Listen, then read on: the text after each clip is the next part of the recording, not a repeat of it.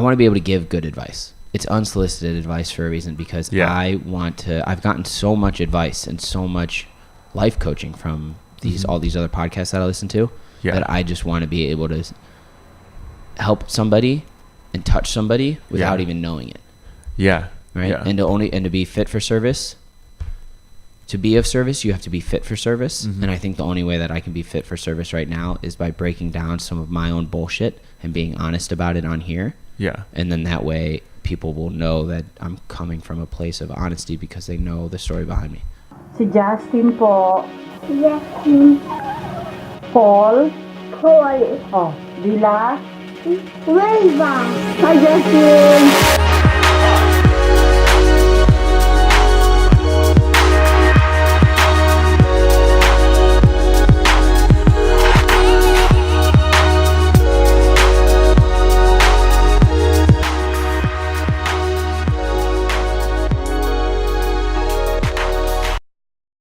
The following is a wide-ranging conversation about resilience that I have with one of my best friends, Jacob. He's one of those people that's been able to combine curiosity with wisdom in a way that makes him the perfect podcast host. So alongside with our buddy Sam, who's reading a book per week, Jacob is doing a podcast each day. And so this video captures what it's like to be in that room, sitting there with him. This conversation touches on resilience, the weakness of our current generation, the strength of our old ones, and relationships in general. So, enjoy the show. We're sipping coffee, you're in my front seat. Please tell me what's going on in that mind. I've known you for a long time. I'm not always right, I'm only trying to be nice with my unsolicited advice.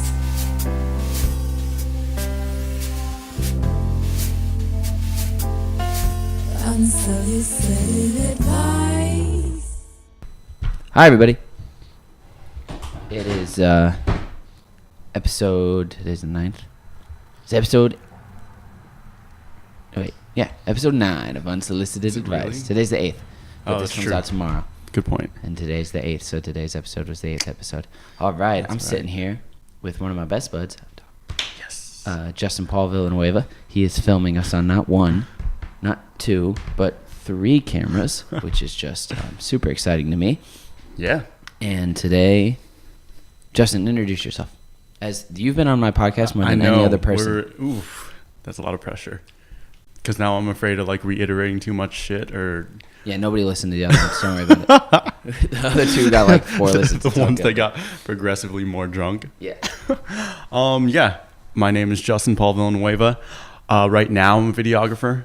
And I say right now just because I feel like the future's still wide open, which is kind of nice. But yeah, I'm currently on a 30-day challenge that's working in tandem with this podcast with Jacob, where I'm making a YouTube video every day, with the exception of the last nights, because... Vlog. Wait, yeah. so does the last night's vlog? count? I guess vlog is... What? I think it should. I don't think I necessarily need to post it for everyone, as long as I'm making something.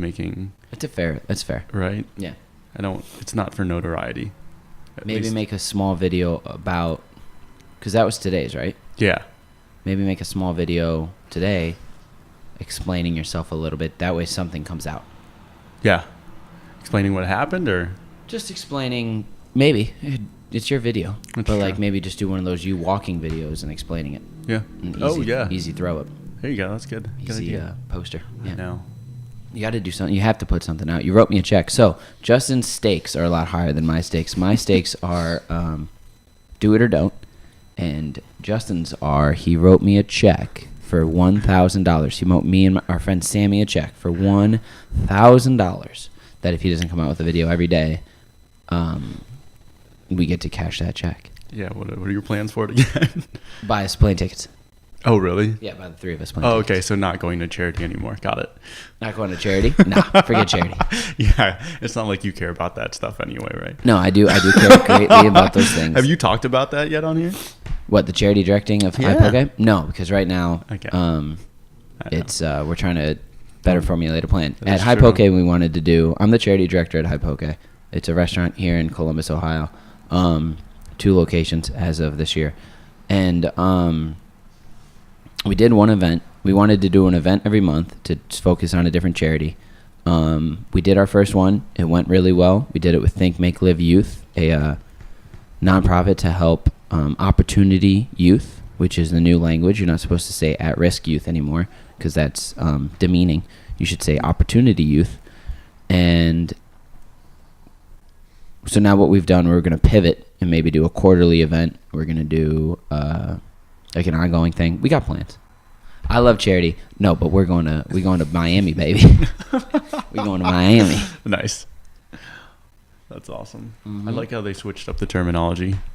It's important. It is important. It makes a big difference. Oh yeah. Yeah. On well, yesterday's podcast was supposed to have Larry Green on, but we had to reschedule, and that was one of the things we were going to talk about, or at least that I wanted to bring up, was the fact that there's an art exhibit right now at Pizzuti where it's just you walk into the room and it's all these stainless steel not plates, but like 1x1 squares of sheet metal, and on it has a word in white, like white knight, or it has a word in black, like black mark on your record, or I'm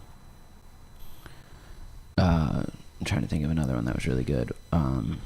Mighty white of you, Oh wow. right? That's a saying. That's mighty white of you. It used to be. That's right. And it just showed how when you read the word like that in Right. black, it makes you Yeah. think, oh, this is black. Like this Oh, is that's genius. when there's a group of people called black people, Yeah. and you're making all these terminologies Huh. negative with the word black. It kind of it's institutional racism. That's what I think, at least. I'm not an expert, but that's what I think it kind of Yeah. means. Yeah. That's why Genius. I had made that video about partner. Mm-hmm. Like if I get a girlfriend, I'm gonna call her my partner instead of my girlfriend, because it just adds so much emphasis to the idea, to the concept. Whereas girlfriend, she's my girl who's a friend. I've got tons of them. Some Yeah. of them I am stooping, some of them I'm not. And hitting it hard, bro. Hitting it hard. You got to be honest. It's an honesty thing now. At once, It's incredible. I'm gonna start the vlog with that scene. yeah. Some I'm stooping, some I'm not. No, but yeah. Partner, you're my partner. You're my Yeah. partner in crime. You're I my never thought of it that way. But my good buddy Drew, he actually is one of the people that's emphasized the importance of vocabulary to me. Just in the sense that he doesn't refer to the opposite sex as girls anymore. He refers to all of them as women. Exactly. To the point where when he says it, other women notice. Right. Because it's actually not said that often as you'd think. No, or I've as it been should be. no. You told me that at Walmart when is we were on our way to Toronto, and I've been trying to do the same. Crazy. Yeah. Something so subtle. Right. And it goes back to even, and I talked about this a little bit with Rob and Kristen, Mhm. but during, they did this test at schools where they told the underachieving kids that they were honor students, and they told the teachers that those kids were honor students. And then they took the honor students and put them in the underachievers class and told the teachers the same thing.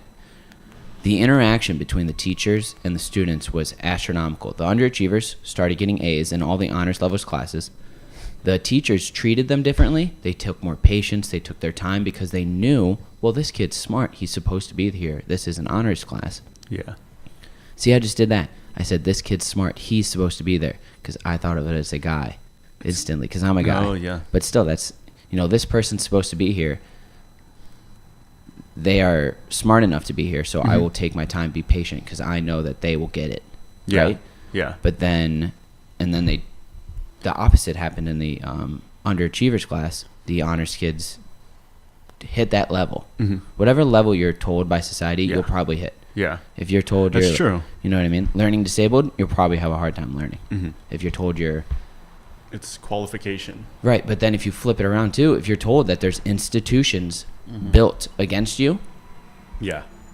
to keep you down, you'll probably just fall into the fact that, oh, it's the institution's fault. It was here to keep me down. It almost gives you an excuse. Yeah. There's a lot of ways to look at That it. is true. We're in dicey waters. We started off in real kind of murky. Me and you don't really know a lot, but we know a little. Yeah. Not our usual breakfast That's conversation. True. That is interesting. Well, I remember hearing, I think it was Brene Brown. I love her. I think I reference her too often, actually. But yeah, she was talking about how when you're dealing with someone, you shouldn't just say you're stupid or you're blank. You should explain the meaning behind it. Like, someone's not stupid. They might have done something that was a little stupid. Right. You know, and in explaining that, then they'll have more meaning. Like, oh, there was that one instance. It's not like this is some broad generalization and this is just who I am. I don't know how to fix it because the person didn't reference the original situation Correctly. Yeah. Yeah. That's interesting. But a lot of parents deal with it that way sometimes. Yeah. They just write off, you know, you do 3 stupid things in a row and you're stupid. Whereas maybe it should be a case-by-case scenario. Yeah, exactly. Yeah. To go even to, yeah, right? Yeah. Case-by-case is sketchy. Because lately, in 2018 or 19, I guess now, you're guilty until proven innocent. Yeah. And since the shitstorm of the internet happened so quickly, you're oftentimes, when the innocence finally does come out, you're already guilty. Yeah. The world has seen you. This world has seen you one way. That's so true. Yeah. It's kind of like my buddy Brian keeps telling me, or he keeps saying that you got to separate the art from the artist. For example, Kanye. Really? Because Kanye, all of a sudden is a Republican, which is fine. Be a Republican. That's totally cool. Yeah. But why? Why does it matter if you're a Republican? You're a musician. To me, you're a musician. You're not a politician. I don't need to know your political views. But then I also feel that the people have a right to say whatever they want to say. Yeah. But I just don't know if it needs to become their full identity.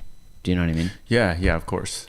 I mean, the Fast Company actually came out with an article that listed pretty much all of those individual situations where someone's life was pretty much just taken down from one tweet, like minor mistake. Yeah.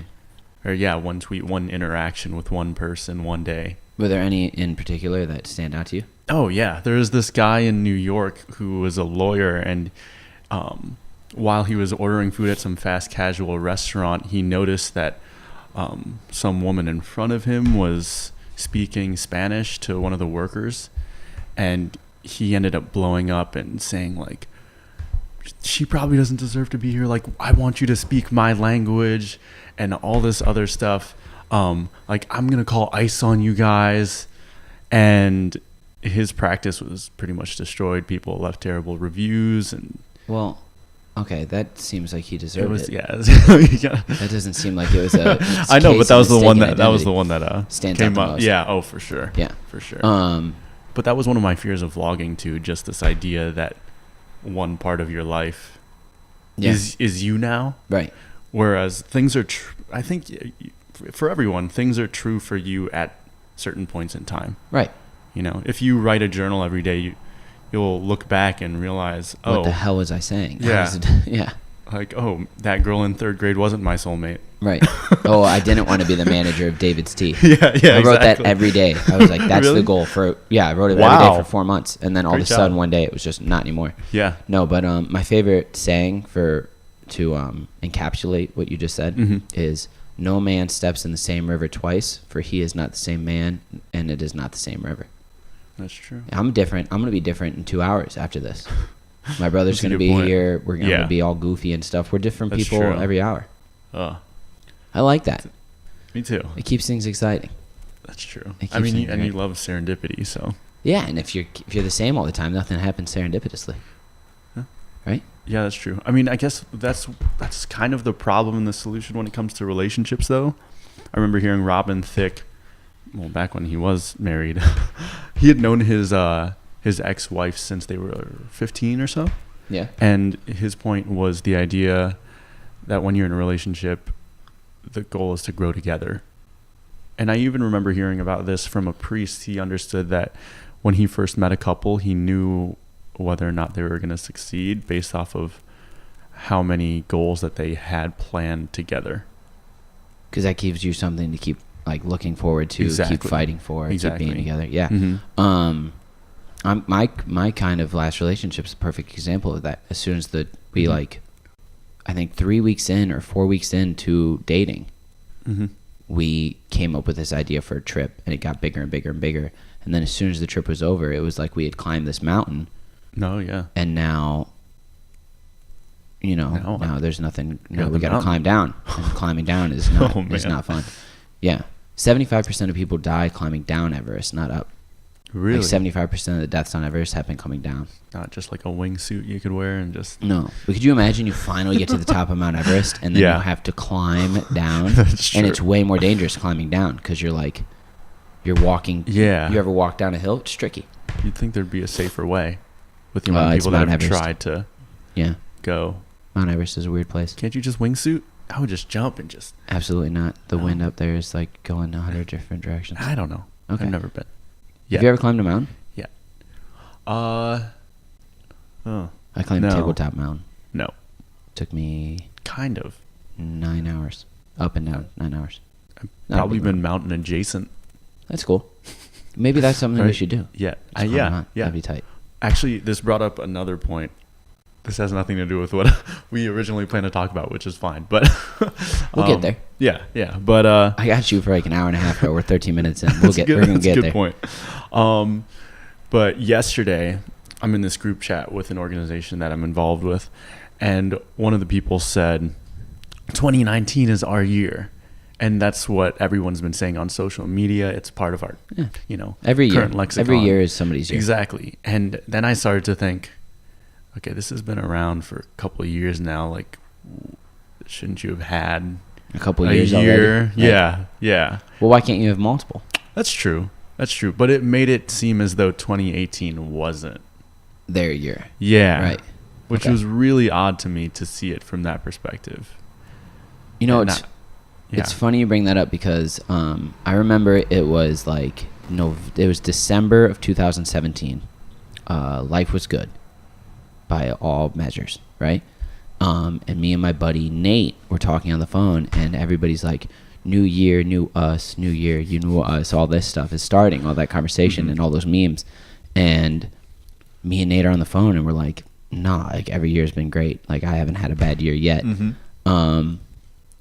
And I kept saying that. And I said that through like the whole month of December. Yeah. And then literally, as I've told in this story now, because of the honesty thing, which is almost contagious. As soon as you get honest once, it's like, okay, well now I can just say whatever I want, to a degree. But then 2018 hit, and it was a pretty shitty year. It was pretty bad by some means, but by some standards, it was great. But like, don't jinx it. Don't get cocky. Don't say all your years have been your year. Yeah, that's true. I'm more of a day-by-day guy anyway. Today was good. Yesterday That's a good point. I don't know. Cumulatively, it's hard to look at things for me. Yeah. All you have is now. All you have is now. Right. Speaking of now, so you're doing a 30-day thing. I'm doing a 30-day thing. Yours is vlogging. Mine is this. Yeah. What is your hope for the end of it? What do you hope to get out of it at the end? I don't know. Part of it is like an understanding of what it takes to sacrifice, like to achieve something that you've wanted for a while.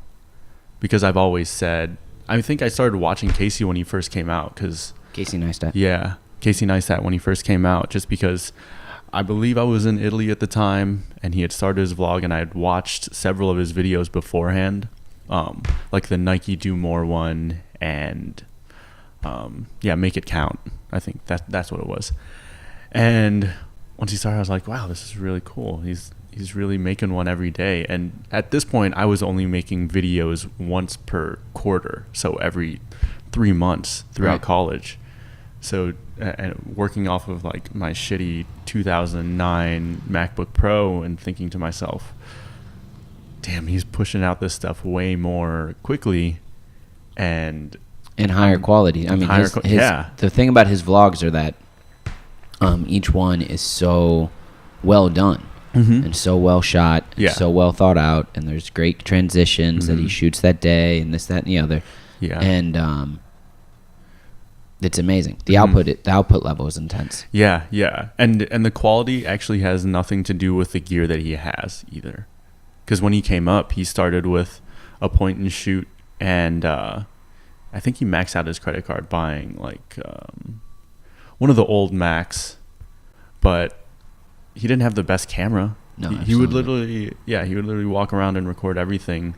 He's been vlogging for years, for probably 20 years before he actually started making his content. Right.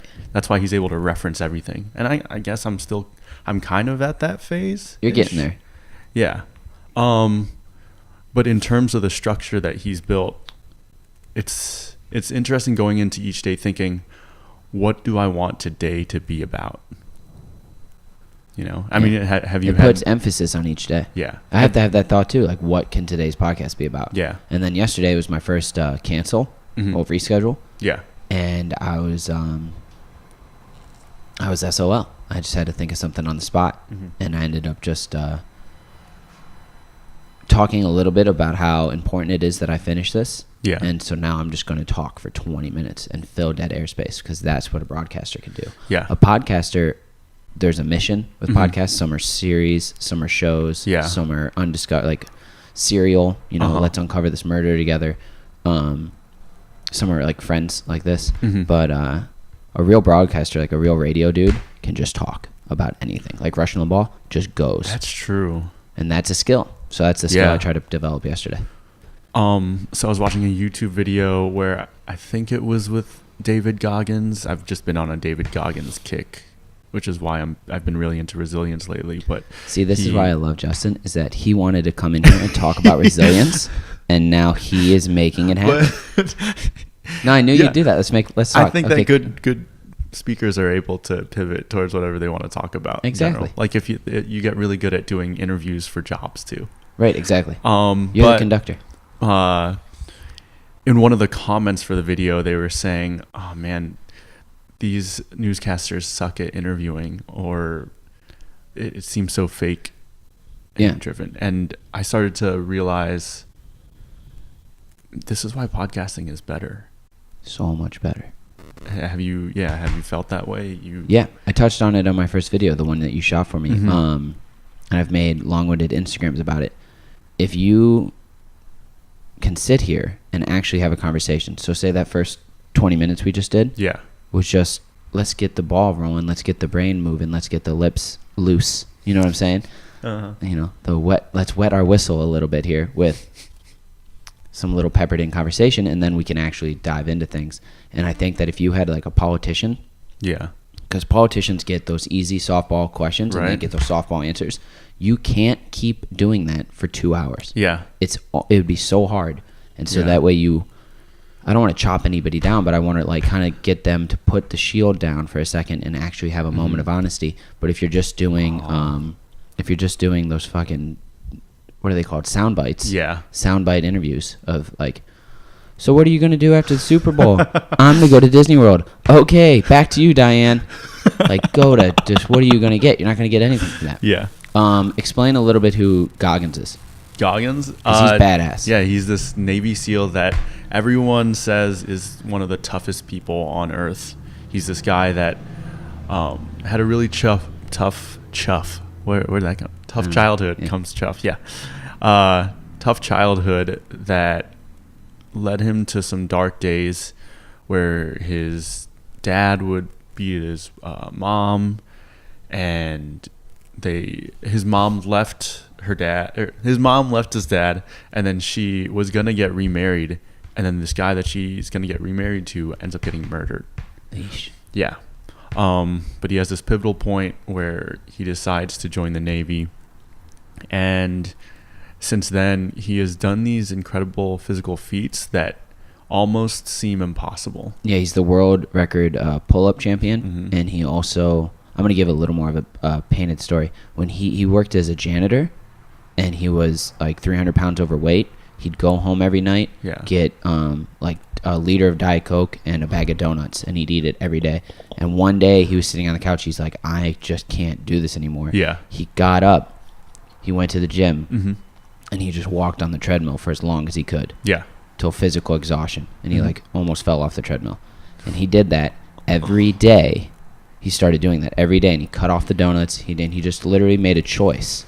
One day I'm done. And so He finally gets the weight down. He finally gets to look a little like, feeling a little bit healthier. He finds out what an ultra marathon is, and he's like, I'm going to run this. And everybody's like, no, you're not. You've never ran an ultra before. You'll literally, it was so bad for you. Yeah.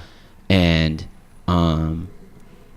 he like calls the guy. He begs to be in the race because it's all done. Signups are all over or whatever. Yeah. The guy says, sure, but you're not going to finish. And he goes, yes, I am. He runs it. It's like, I think 75 miles. Yeah. Doesn't stop. Doesn't take a break. Doesn't do anything. When he's finally done, he collapses, soils himself with blood, and he was bedridden for like 2 weeks. And then he ran another one. And he was bedridden for 2 weeks, not recovered, and then he ran another one. You know what he did in the next one? Like No. in that other one? What did he do? So once he was bedridden, after 2 weeks, he runs another marathon with his mom and wife at the time, and he qualified for Boston. Ran 3:08. Wow. This is crazy. To put it in perspective, I ran 6 miles with him and Justin, or him and our buddy Sammy over the summer, and I had never ran 6 miles before, and my foot hurt so bad for the next 3 weeks that I was I had a little brace, and I was all doctored up morning after 6 miles. I still went out and danced and everything that night, which probably didn't help, and I was on my feet a lot, but I was like gimping around on one leg with like my drink. It was pretty fun. But just to put it in perspective, like 75 miles is I'm sure everybody understands that that's no joke, but it's really no joke. Yeah. He peed blood. Yeah. It's intense. Yeah. To be able to say no to everyone else is sometimes a tough thing. And it's it's really challenging. Yeah. I realized this yesterday too. My life is just a series of realizations. It's kind of cheesy that I noticed about myself, but me, you, and Sam are somewhat rebellious in our own ways. Elaborate. I guess in the sense that when we were setting up the time to do this podcast, Sam was just like, yeah, so we'll do 10:30 tomorrow. Like he had decided, even though we were the ones that had like organized. originally For 11. Yeah, and that's his thing where he hates when people are indecisive, and so he'll just make the decision. Yeah. Even if he doesn't even know if the other people have made a decision already. Right. And then, I mean, you've challenged authority plenty of times throughout your Rebellious career. Years. Yeah. And career. Yeah, unfortunately. Yeah, which is awesome. It is kind of awesome. It also makes you feel. But the funny thing is like Sammy, I think by doing that, by saying like 10:30. Yeah. Well, it immediately makes you think I can't do 10:30, but I can do 11. Yeah. And I think that's a sales thing. Is that that's you walk into a store or you walk into a restaurant, the menu's large, right? What I try to do is I don't try to tell you everything. I try to tell you two things: red pill or blue pill matrix. Red pill or blue pill. There's no third choice. There's no secret option. There's no option C, which there is. And if you aren't indecisive, but for the indecisive, like Mom, who used to walk into David's Tea, 4 ounces or 12 ounces, red pill, blue pill, no in between. And they and they go 4 every time. They go 4. Yeah. Or sometimes they go 12. Yeah. And that's it. Oh, genius. And so if you can't do 10, if he says 10:30 and it makes you realize, oh, I can't do 10:30, but I can do this. Sometimes you just need at least 2 options. People always thank me at the restaurant. They're like, thank you for telling us about the menu items. Yeah. Because they don't know. Chicken sandwich. It just says chicken sandwich. You're ahead of the game when you're talking to these customers. Yeah.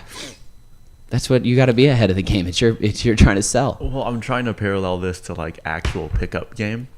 What, with the ladies? Yeah. Well, I just remember hearing. Parallel, I don't think. Well, I remember hearing a pickup artist that I used to follow. I think it was Adam Lyons.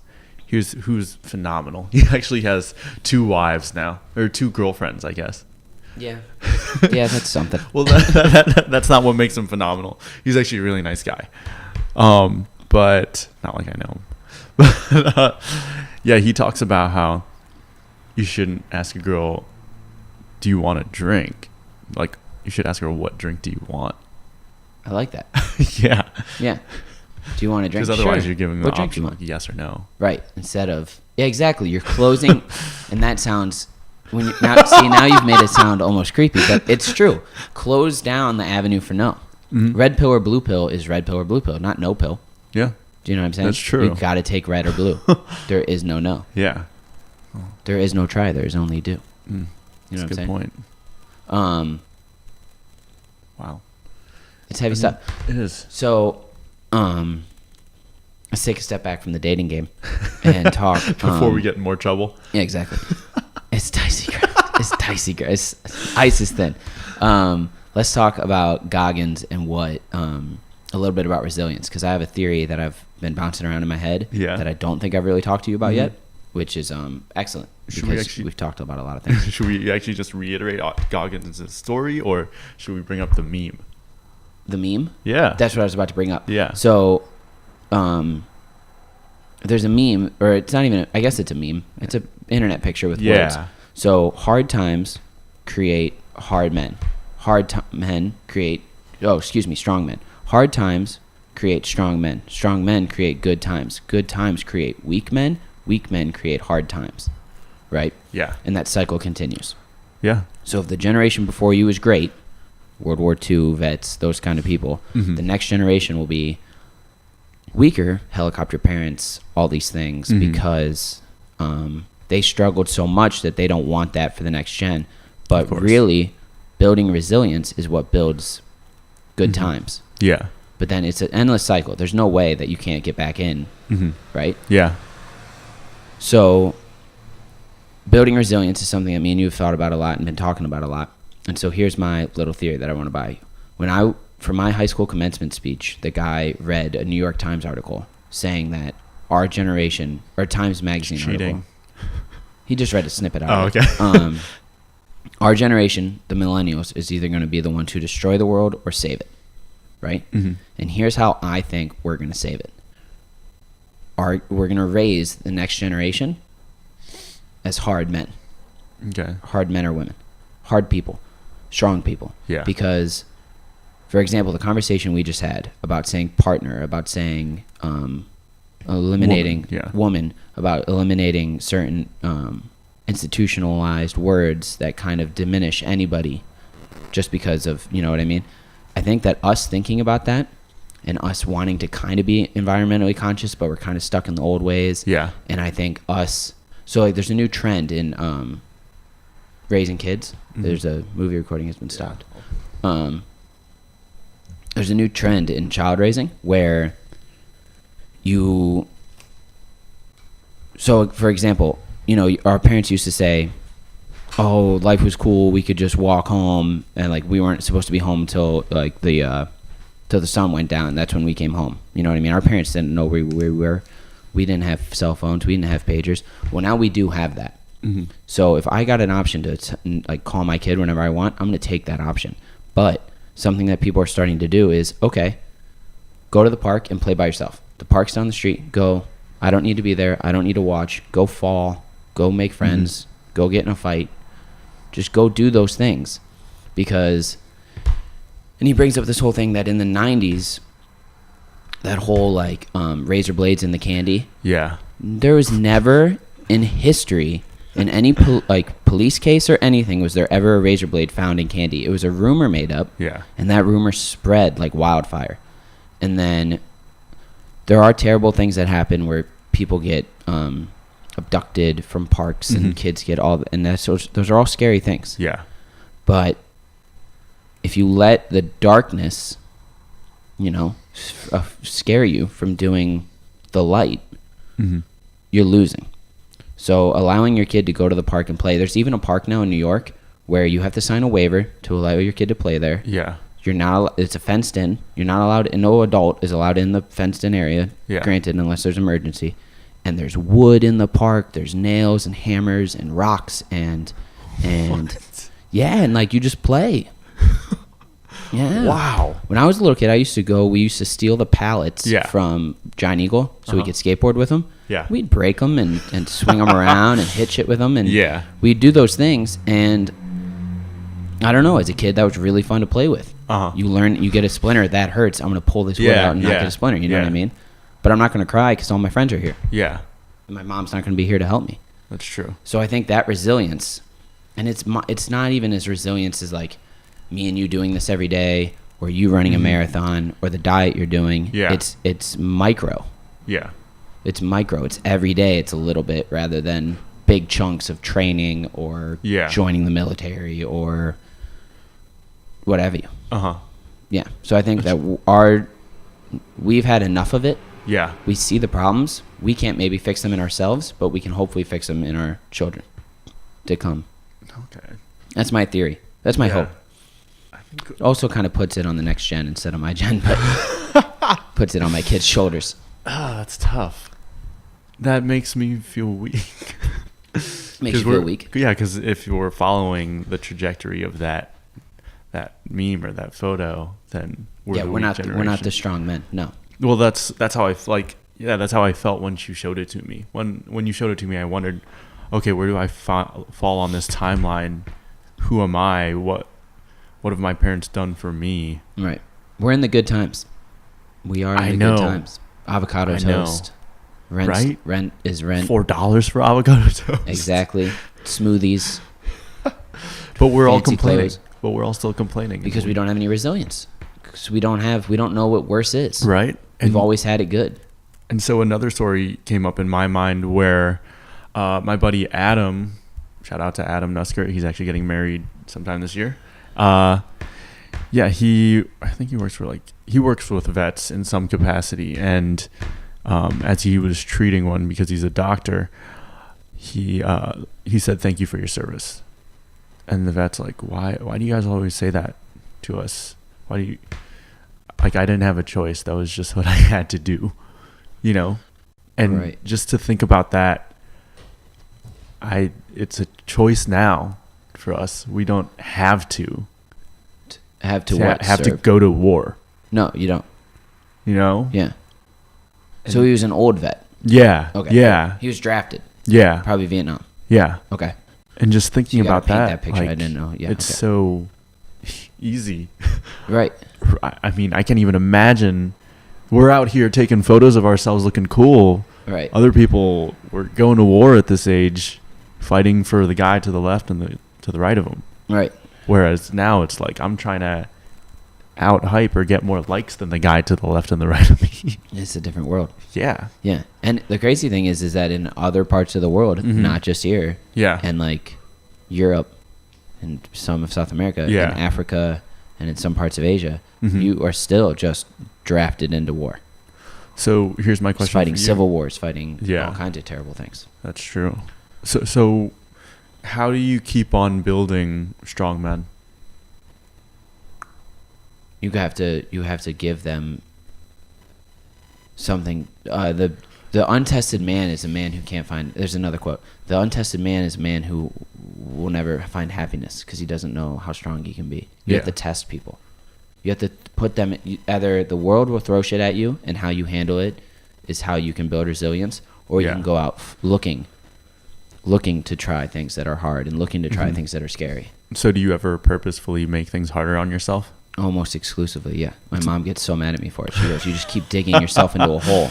And now I go that, and she's been saying this to me since I was a little kid. So now what I say back to her is that, I'm digging a hole. Yeah. And so I'm so deep, instead of trying to climb my way out, I just dig forward and stay in this level of like, there's pressure. Genius. And I'm, sometimes it makes things tricky, but. But it's not necessarily, I think there's some confusion between that and self-sabotage. You know? I'd agree. There's definitely not self-sabotage. So what's the difference in what you're doing? Well, actually, you know what? To be honest with you, I think there is a little bit of self-sabotage. Like the night before I took my ACT, I got shit can drunk on a Tuesday. Oh, really? For no reason. Like I purposely was like, I'm gonna get hammered because then I know I'll have an excuse. For when I don't do well on my ACT. Yeah, when you were 21. No, I was 16. I was 16. We had a bottle of Bombay Sapphire in my friend's basement. And I was just like, I was really the only one who was even drinking. And I was like, I'm just going to get, and I knew it was self-sabotage because now I have an excuse. Yeah. Oh, well, next time I won't study. And so this was probably my thinking at the time was next time I won't study. Because I wasn't going to study either way, but at least I won't be hungover, and then I'll get like a decent score. Yeah. Which I did. Oh. I think I got like a 31, which isn't good, but the first time I got, I think, a 16, which is so bad, which is awesome. Basically can't read. It doesn't matter. It doesn't, because it doesn't matter. Not at all. In the long run. But I mean, I do determine all my friends based off of their SAT and ACT scores. So I know. I know. That's why me and Sammy hang out with you. Interesting. But that is self-sabotage. Yeah, that's true. Sometimes I think when you got to step up to the plate and really swing and you know it's your turn, having an injury, you know what I mean? Like kind of like giving yourself an excuse is not good behavior. I'm working on it. Yeah. But it makes failing, oh, well, at least I didn't try my hardest, so I didn't fail my hardest. You know what I mean? Yeah. Like I have an excuse. Oh, that's true. Which sucks. A lot of people do that. It's a terrible, I'm really trying to work on it. Uh-huh. I'm also trying to get the asshole out of me. But it's hard to get the little ass. There's some part of me that's like angry, and I'm working on it. Yeah? Yeah, I don't know why. You kind of need that anger, though, right, to fuel you? I think, I guess that's why my thought of the day yesterday was what it was. It was this idea that there's a difference between being ungrateful and not reaching your full potential. Being ungrateful and not 'Cause reaching your full potential. I guess one of the ideas from The Alchemist, which is one of my favorite books, they're turning it into a movie soon, is that'll probably be a great movie, right? Yeah, as long as they do justice to it. It's been around for a while, a really long time. Yeah. Is that when something evolves, everything else evolves around it. Meaning that, for instance, when someone makes themselves better in some capacity, whether it's financial, physical, mental, the world seems to raise to your level. Either that, or there are people around you that are like, "What are you doing? Why are you doing this? Like, you're so ungrateful. You should stay at home and tend to the family or something." Right. Like the kid who's supposed to be a doctor. Yeah. And instead they become a stand-up comedian. Yeah, exactly. And I don't know, it's just it's a weird thought to have, I guess. Your parents have never put any pressure on you like that, though? No. Me neither.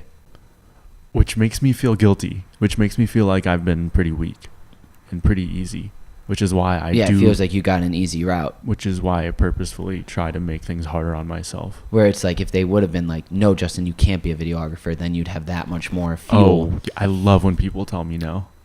So do I. If you tell me don't touch the paint, ooh, guess what I'm gonna do? One time at CSU, yeah. At the end of this, I'm just gonna be painted as like some kind of derelict who just has no respect. There was a "Do not touch the paint" sign on the wall. I put my ass on the wall. I didn't just put my finger. I put my whole butt. Ruined a pair of pants. Ruined a pair of underwear. I put my whole tushy on the wall. It was awesome. It was the greatest I've ever Did you felt. go bare ass, or did you actually just put your pants on the wall? No. I pulled down my pants and put my butt on the wall. Yeah. True story. That's hilarious. Yeah. And then the last time me and you were at the art museum, you yelled at me because I tried to touch that big barrel thing in Yeah. that room. You got so pissed. You're like, "Don't touch it." I'm like, "I'm touching it." And you're like, "No, you're not." And then Well, you you turned could've- around and I touched it. Could have broken. That's all Yeah, I'm it saying. could have broken.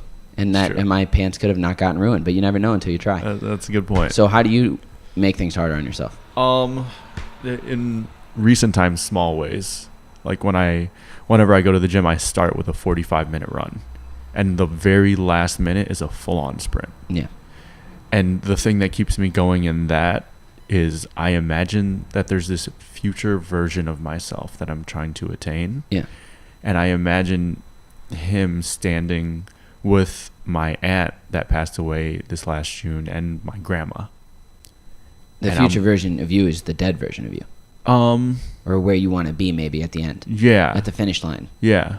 I don't know if it's necessarily dead, but it's just this. I think it's this person that's worthy of standing with them. That's intense. And they're love like, that. Yeah, it's crazy. I love And that. every run I finish it that way. I listen to the same song and I've timed it up so it ends at that. Yeah. That's intense. And then in other ways, I end all of my showers with cold water. Yeah. That's And honestly I one of the just- easiest ways to Yeah. build. So let's do this. Cold water on a shower Yeah. in the morning is an amazing way to build resistance. Yeah. You it is so uncomfortable, but how exhilarating it feels after. Yeah. And how good for you it is. It's great for your parasympathetic nervous system. It's great for your immune system. It's good for your skin because it's not hot water, and your scalp, your face, you're just not dry skinned. One of my favorite things to do, I say starting with cardio at the gym is another excellent way to build resilience. I do the same thing, and then finish at an all-out sprint. Take a time to recover, and then do your weights. None of us are training for, unless you're an athlete and you're on a program, none of us are training for, you know what I mean, to be athletes. Yeah. So some people, like, they read a weightlifting magazine and it's like, don't start with cardio, only do cardio twice a week. Yeah. There is no rules for you if you're not an athlete. Like, just work out. Yeah. Just get moving. Yeah. And it'll be, so that's a great way. Another really good thing I like to do to build resistance is I like to leave a sip or a bite on the plate, because there's a lot. Yeah. Wow. Yeah. And I know it seems crazy, That's but like subtle, like psychological warfare. It is, because one, I eat good food. I eat good. Two, there's so much culture around finish your plate, but everybody's fat and portions are too big, right? So obviously there's a disconnect there, and it obviously comes from hard times when people had to eat liver. They used to serve liver at school during the the Depression and stuff. Oh, that's true. Like liver and milk bread. I hate liver. Could you imagine eating milk bread? Do you know what milk bread is? No they idea. soak bread in milk to make it a little bit sweeter, and that was your dessert. Ooh, I'd be pissed. So, it sounds so gross. I don't mind liver, but leaving a bite, I say leaving it to the gods. Yeah. It's don't eat the last one. Yeah. Everybody's like, ooh, you got to eat the last one. You got to eat the last one. No, you actually do That's not. so And I know it Filipino. seems wasteful. Yeah. Like you're wasting food. Yeah. And everything. But if everybody... Christine's going to get mad at this because she hates wasting food. Yeah. But it's not a waste. If you've bought it, it's purchased, it's cooked, it's been used. Yeah. At this point, it's become your choice, Yeah. and it's yours. Granted, you're throwing it away, other people could be eating and stuff like that. But if we all consecutively made our portions smaller, there'd be more to go around. That's true. So for right now, while the portions are bigger, I'm going to practice a little bit of resilience and not eat the last bite. That's a good point. I mean, our portions here are way bigger than anywhere else in the world. Anywhere else in the world. Yeah. Which is crazy. Yeah. So that's just one thing that I add on that I do. What is another thing you do? You make weird rules for yourself. I do. Like you're on this weird diet. What's the diet? I know. I haven't fully said this yet. It's going to come out more in the final vlog, but... Oh, well, don't give it away now. It's fine. You sure? Yeah, it doesn't matter. Okay. But I just love constraints. Yeah. Yeah. Not in like a BDSM way, but like... Yeah. No, it's nice because like I think what it is for so long, I loved like working at restaurants that just opened, right? Because when you're working at a restaurant that just opened, it's the wild, wild west. Survive how you can, do what you can. Yeah. It's so fun. It's just, there's chaos. Yeah. And I like a little bit of chaos. But now I work at a place that has rules. And so, and they've been stress tested. Yeah. And they're solid. And I don't want to break them. They make sense. Everything's logical. Yeah. When you have those rules, when shit gets messy, it's like you have training to fall back onto. It's like when the basketball team in semi-pro does the puke. Just run the puke. You can do this with your eyes shut. You can do this when you're the most exhausted. It just makes sense. Yeah. And it I used to love to draw like outside the lines just to make it a bigger metaphor. That's awesome. But now I really like the lines because as soon as you know the rules, you can bend them a little bit easier. Because you can't. True. But if you don't ever have rules, you're just never. Yeah. There's never a port to sail home to. You know what I mean? Yeah. Well, I mean, I think the best creativity comes from knowing how to like break the rules without actually breaking them. Right. And constantly questioning, why does this have to be this way or that way? I know you have a good example in your head. The Christina Tosi thing? Is that what you're thinking? Maybe, yeah. Well, I mean, just the simple fact that as she was learning how to bake more and she was tackling cakes and she would wonder why people spent hours trying to actually just coat this fondant on the exterior. And fondant is icing. Yeah, coat the side of the cake in icing. Yeah. And she's the chef. She's the bakery chef at Mama Fuku. She's on this season's table of sorry, Chef's I'm not. Table. Yeah, I'm not building enough precedence for. It's okay. You I got you. these. But yeah, and then she's like, why are people doing this? And so instead, she doesn't do any of that, and instead she decides to expose all these beautiful layers of the cake that you're actually going to experience as you're tasting it. Something as simple as that. Yeah, just taking off a layer. Like, fuck society. I'm going to do what I want. Right. You know? And that's the thing. She, in working through those constraints, she was actually able to find freedom.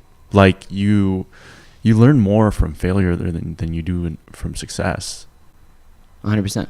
And because it builds resilience.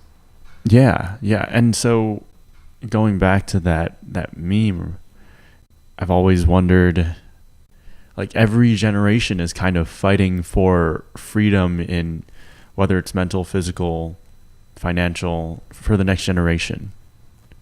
It's different for everyone, but I think the big thing for our parents was, for our, like, the generation above us, the people who raised us, was the financial thing. Because there are so many people now. It became the trend to be 30 and live at home.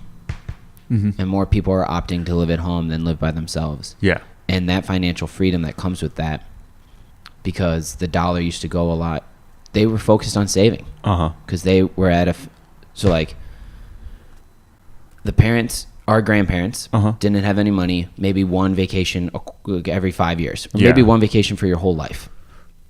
The next parents, I want to give my kids everything. I want to give them vacations. I want to make sure they have new clothes every summer. I want to do all these things to the best of my ability. We're that generation.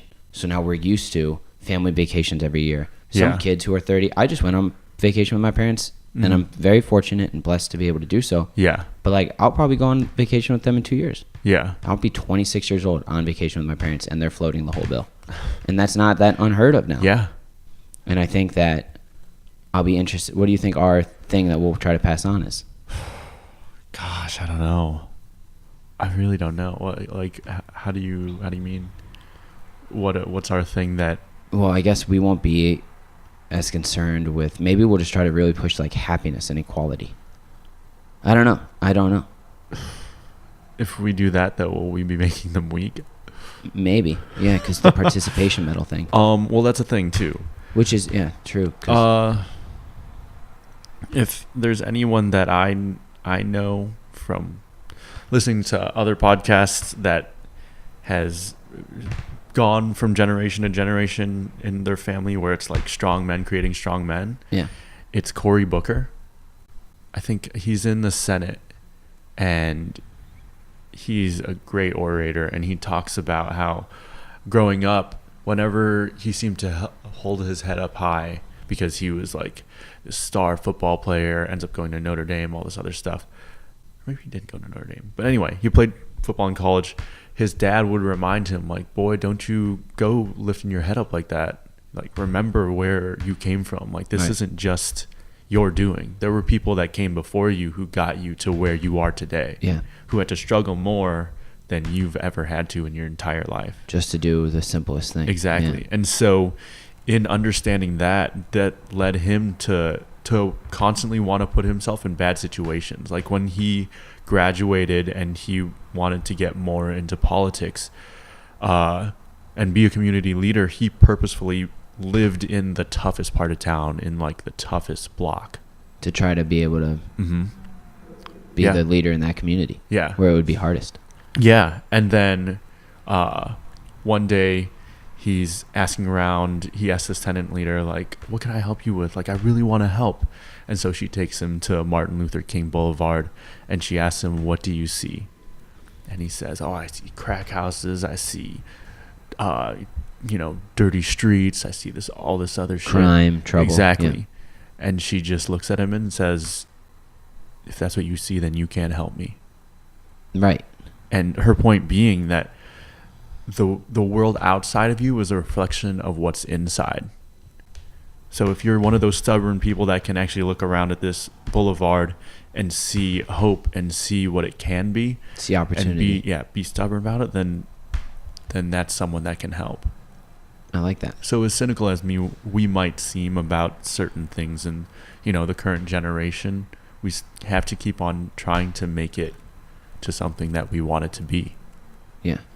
You have to just keep striving to make it better. Exactly. But you I have to love that. go in those dark places and make those things better. First, you got to start at the bottom. Yeah. You're only as strong as your weakest link type of saying. Yeah. Yeah. That's heavy. I think that you're totally right. And I think that a thing that happens a lot with trying to help is that you do see all the crack houses. Yeah. You don't just see one crack house. When Yeah. you see everything, it's kind of like that when those Sarah McLachlan commercials started coming out. You can't show all the starving kids in Africa because nobody, that's such a daunting task. Yeah. But if you show one kid, this is, this is whatever, say the name of the child. This is John. Yeah. John doesn't have any money. John is starving. John, for 25 cents a day, you can take care of John for his whole life. That's a much easier yes than here are all the starving children of the world. Yeah. You must help them. You know what I mean? You narrow down the problem. Because then it's like, true. it's not, what's it called where you just feel like everybody else will take care of it. You can pass off responsibility. Oh, that's true. Oh my gosh, the phrase escapes me right now. We say it all the time at work. I don't know why I can't remember right now. Well, I say diffusion of responsibility. Diffusion of responsibility is perfect. If you don't, you got to put a name to the face, and you can't. It's easy to diffuse responsibility on a whole problem, whereas if you could just fix it, like, the homeless in Columbus is getting a lot. Yeah. Or you just buy one guy a sandwich, man. or you give one guy an umbrella, and then you've helped a little bit. It's micro. It's all about the micro. Everybody tries to look at things and problems on a macro level. That's crazy. Like, for example, the homeless in Columbus. Yeah. Macro. Yeah. There's a lot of homeless in Columbus, and some of them get aggressive, and then men's shelters shut down, and then they have to live in worse situations, making them more aggressive. That's a big issue. Yeah. But the guy who stands at the highway on that Hudson exit, and during a red light, he switches from side to side, just giving him money, $1 every time you see him, maybe, or something like that, might make a micro, and then that ripples down. He has an extra $1. He can do this for that. Yeah. I don't know. It's true. You hope it rings in. Oh man. In terms of that diffusion of responsibility, it just reminded me of this precedent where a woman was actually being stabbed in this big city. No, it's outside of an apartment building. Was that an apartment building? Yeah. Yeah. She's getting stabbed to death. She's screaming. She's calling for help. Yeah. And people, and in the police report, everybody saw it. There's 40 witnesses, but nobody called because they all assumed somebody else would call. Yeah. Scary stuff. Ridiculous. I think that happened in like the 40s. Yeah. Yeah. And they all just kept living their lives, kept watching the, Ed Sullivan show. But and so, well, going back to like what we'll create and I guess constraints, have you ever thought about what it would be like if we actually did live like the Depression, the Great Depression? Just to see? If we just mimicked those, that lifestyle for now. Like they had plasticware that they would just wash all the time. Yeah. They'd reuse the same plastic bottle. All the time.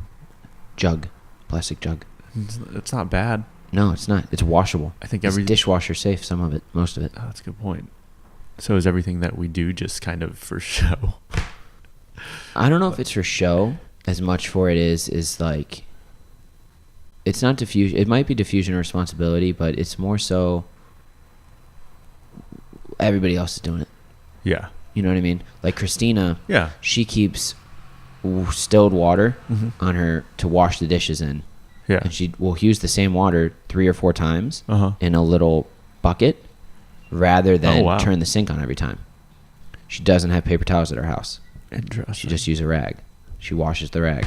Huh. She has a bunch of them. Yeah. Yeah, and I have other friends who do that too. They just go and they order like a pack of 20 white towels. Yeah.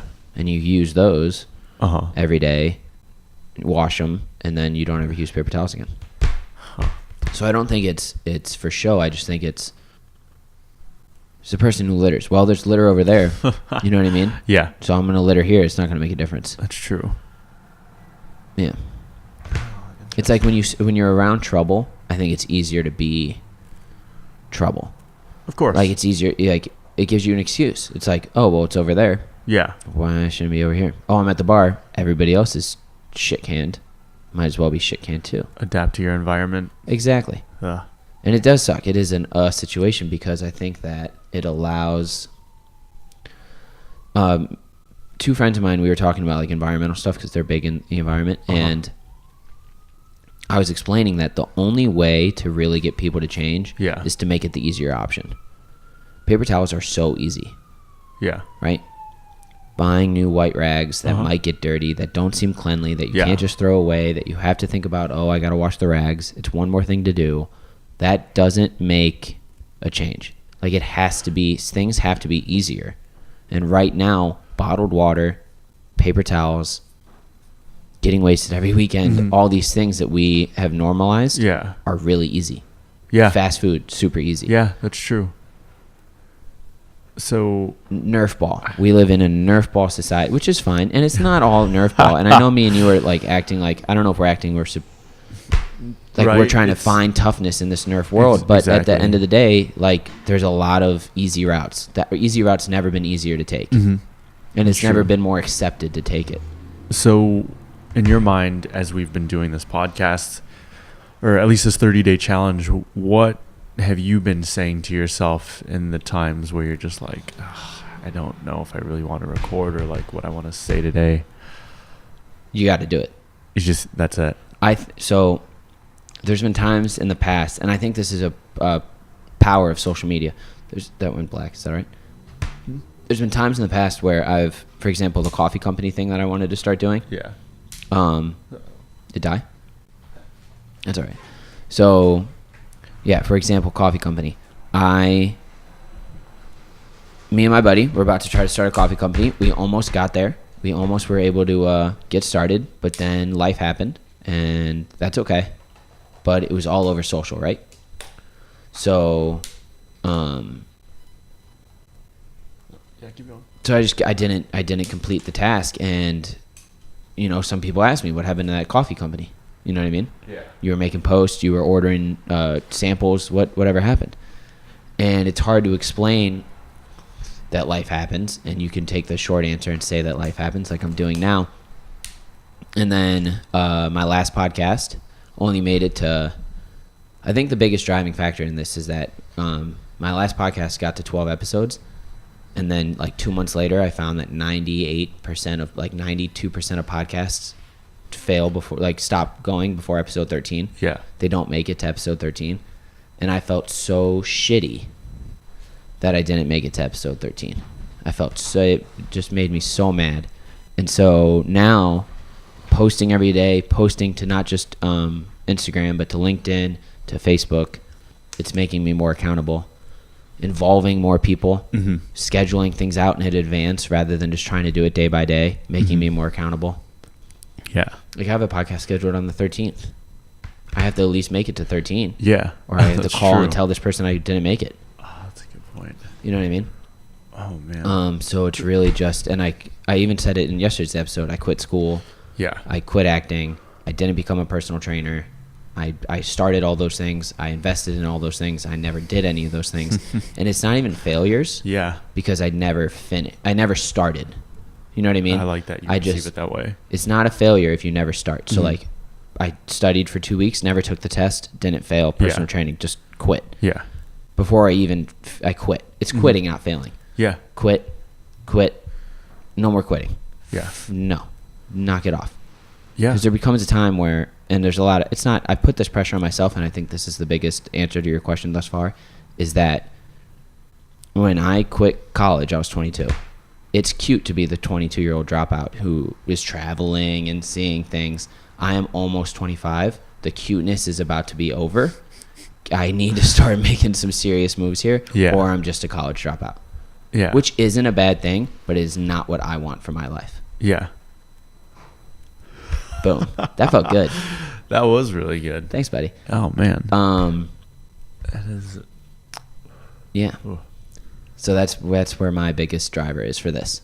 Yeah. So for you, what have you been doing to get through your vlogging? Because you've been pulling like late hours. My shit is this. I edit it a little bit, throw it on YouTube, it's over. Yours is way more creative. I love it now. Do you like it? I made that. I finished my vlog yesterday, even though I had to take it down for, technical reasons. Copy. Yeah. So I actually finished that early for the first time, like before midnight. All the other ones I had stayed up till probably 4 on average, 4 a.m. It's ridiculous. And so I finished yesterday's around 9, and then I'm on my way home from my parents' place, and I passed by that parking garage, and I'm like, oh man, I need to make something. So it's you're not done. Like, I'm not done creating. I need more. For the day. I recorded that story I started recording at like 3:30. What story? The one where I'm walking around that parking garage. Oh, okay. Yeah. Oh, the one. Okay, I got you. The one you just kind of teasered on Instagram. Yeah. Okay. Yeah. Tell people where this parking garage is. Yeah, it's the one that's across from, or it's attached to the convention center. Right. It's street. I can't remember actually. Is that Goodale? I think it is Goodale. Yeah. It's an all right parking structure. Architecturally, it doesn't necessarily work in tandem with the architecture of the convention center. But then again, the view is what you go for. You don't go for the architecture. You go because if you get to the top of the building, the view is pretty spectacular. Yeah. It's the whole city. That's true. It's a nice place to bring a date. If you need to walk and get ice cream. Yeah. Well, I brought no, just the one girl up there. No, several. Also, fun fact about the convention center: if you look at it from Google Earth, a lot of architecture people joke that it was inspired by like a bunch of noodles, because it looks like flat noodles that are just undulating. Together. Yeah, undulating. Yeah. Undulation is a great word. Yeah. But I guess in my mind, it's just made me want to keep creating more. And I only got like 4 hours of sleep last night, but I don't really feel tired. Right, because you have fuel. Yeah. And so so me and you, before we started this 30-day challenge, mm-hmm. we had the discussion a lot of what is good fuel and what is bad fuel, because I've done things before that I knew I did them so people would see me doing them, and by people Right. I mean specific people. Yeah. And you've done the same. Yeah. Like you wanted to run your marathon so that maybe while you're running, a certain person would see you running. Yeah. So you'd run all over town in weirdo directions. Yeah. In order to maybe bump into said person. Mm-hmm. I always wanted to be on the cover of a certain magazine that I knew certain people read. That's like one thing that's fueling my fire. And so I'd ask you, I say, does it matter what the fuel is? You know what I mean? To get the end result, I still got on the paper. It doesn't matter how I got there. And lately, I used to say no. Yeah. Because it was giving me output. Yeah. And in this, we need input to get output. And so if that was giving me enough input to work, I was accepting it. Yeah. But with this now, I'm changing my mind. I think the input does matter. I think that if you're doing things for the wrong reason, when you get to the top of the mountain, or when you get to the next hill, you're going to be either left hanging dry because, okay, now they've seen you on the magazine. Okay, now what? Yeah. You have nothing. It's like going for revenge. Yeah. Once the revenge is settled, that's true. You're left with nothing. That's true. Rather than like forgiving and moving on and doing, it's still being great, but being great for yourself rather than for others. That's a good point. And it's like those people where you're wondering, okay, are they actually a good person, or are they doing things to be seen as good? Right. And I've definitely had that thought plenty of times, like, why am I actually doing this? And your question was actually, does it matter? But it really is, does it matter to you, right? Maybe. Yeah, I guess so. Does the fuel matter to you? To me personally. Right, because some people just need, that's a good point, because some people just need fuel. Yeah. And they don't care what they get to get it, they just need it. Yeah, it's like buying Instagram followers. it still gets to the same result. Yeah. Instead I guess, yeah. I mean, for me, it's always, well, not always. But that's it's hollow fluctuating. ground. Buying Yeah. Instagram followers creates hollowed ground. Yeah. You don't feel good about yourself. You don't have but it a- is fuel. But it is For fuel, but it's validation. not. You get more likes. That's what I'm saying. It's bad fuel. It's eating a McDonald's cheeseburger versus eating a salad with broccoli. It's That's like true. the fuel. Yeah. The salad with broccoli is going to take me a lot farther Yeah. than the McDonald's. In the sprint, it might get me the same way, but if I'm trying to play the long game, which Uh-huh. is something that I'm glad I'm bringing up because I wanted to talk about it with you, Mhm. the salad's going to get me through the marathon. Yeah. The burger's going to get me through the sprint. Yeah. Do you know what I mean? Yeah. They actually brought that up in. So don't you think that's a universal rule then, and not just a rule for me? The fuel matters to me. I think that matters to everybody, don't you? Yeah. Everyone's fuel matters to them, but sometimes your fuel doesn't matter to me. Do you know what I mean? True. Like if someone's doing something good, but it benefits me, then I don't really matter what fuels them, right? I mean, Yeah, I guess so. Like you're saying, like if like Casey Neistat, we love Casey Neistat, but Yeah. if really deep down Casey Neistat was just making all those videos because he hated his baby mama, his first baby mama, Yeah. and he was just doing it to still piss her off, Yeah. because she used to yell at him every day for filming. yeah.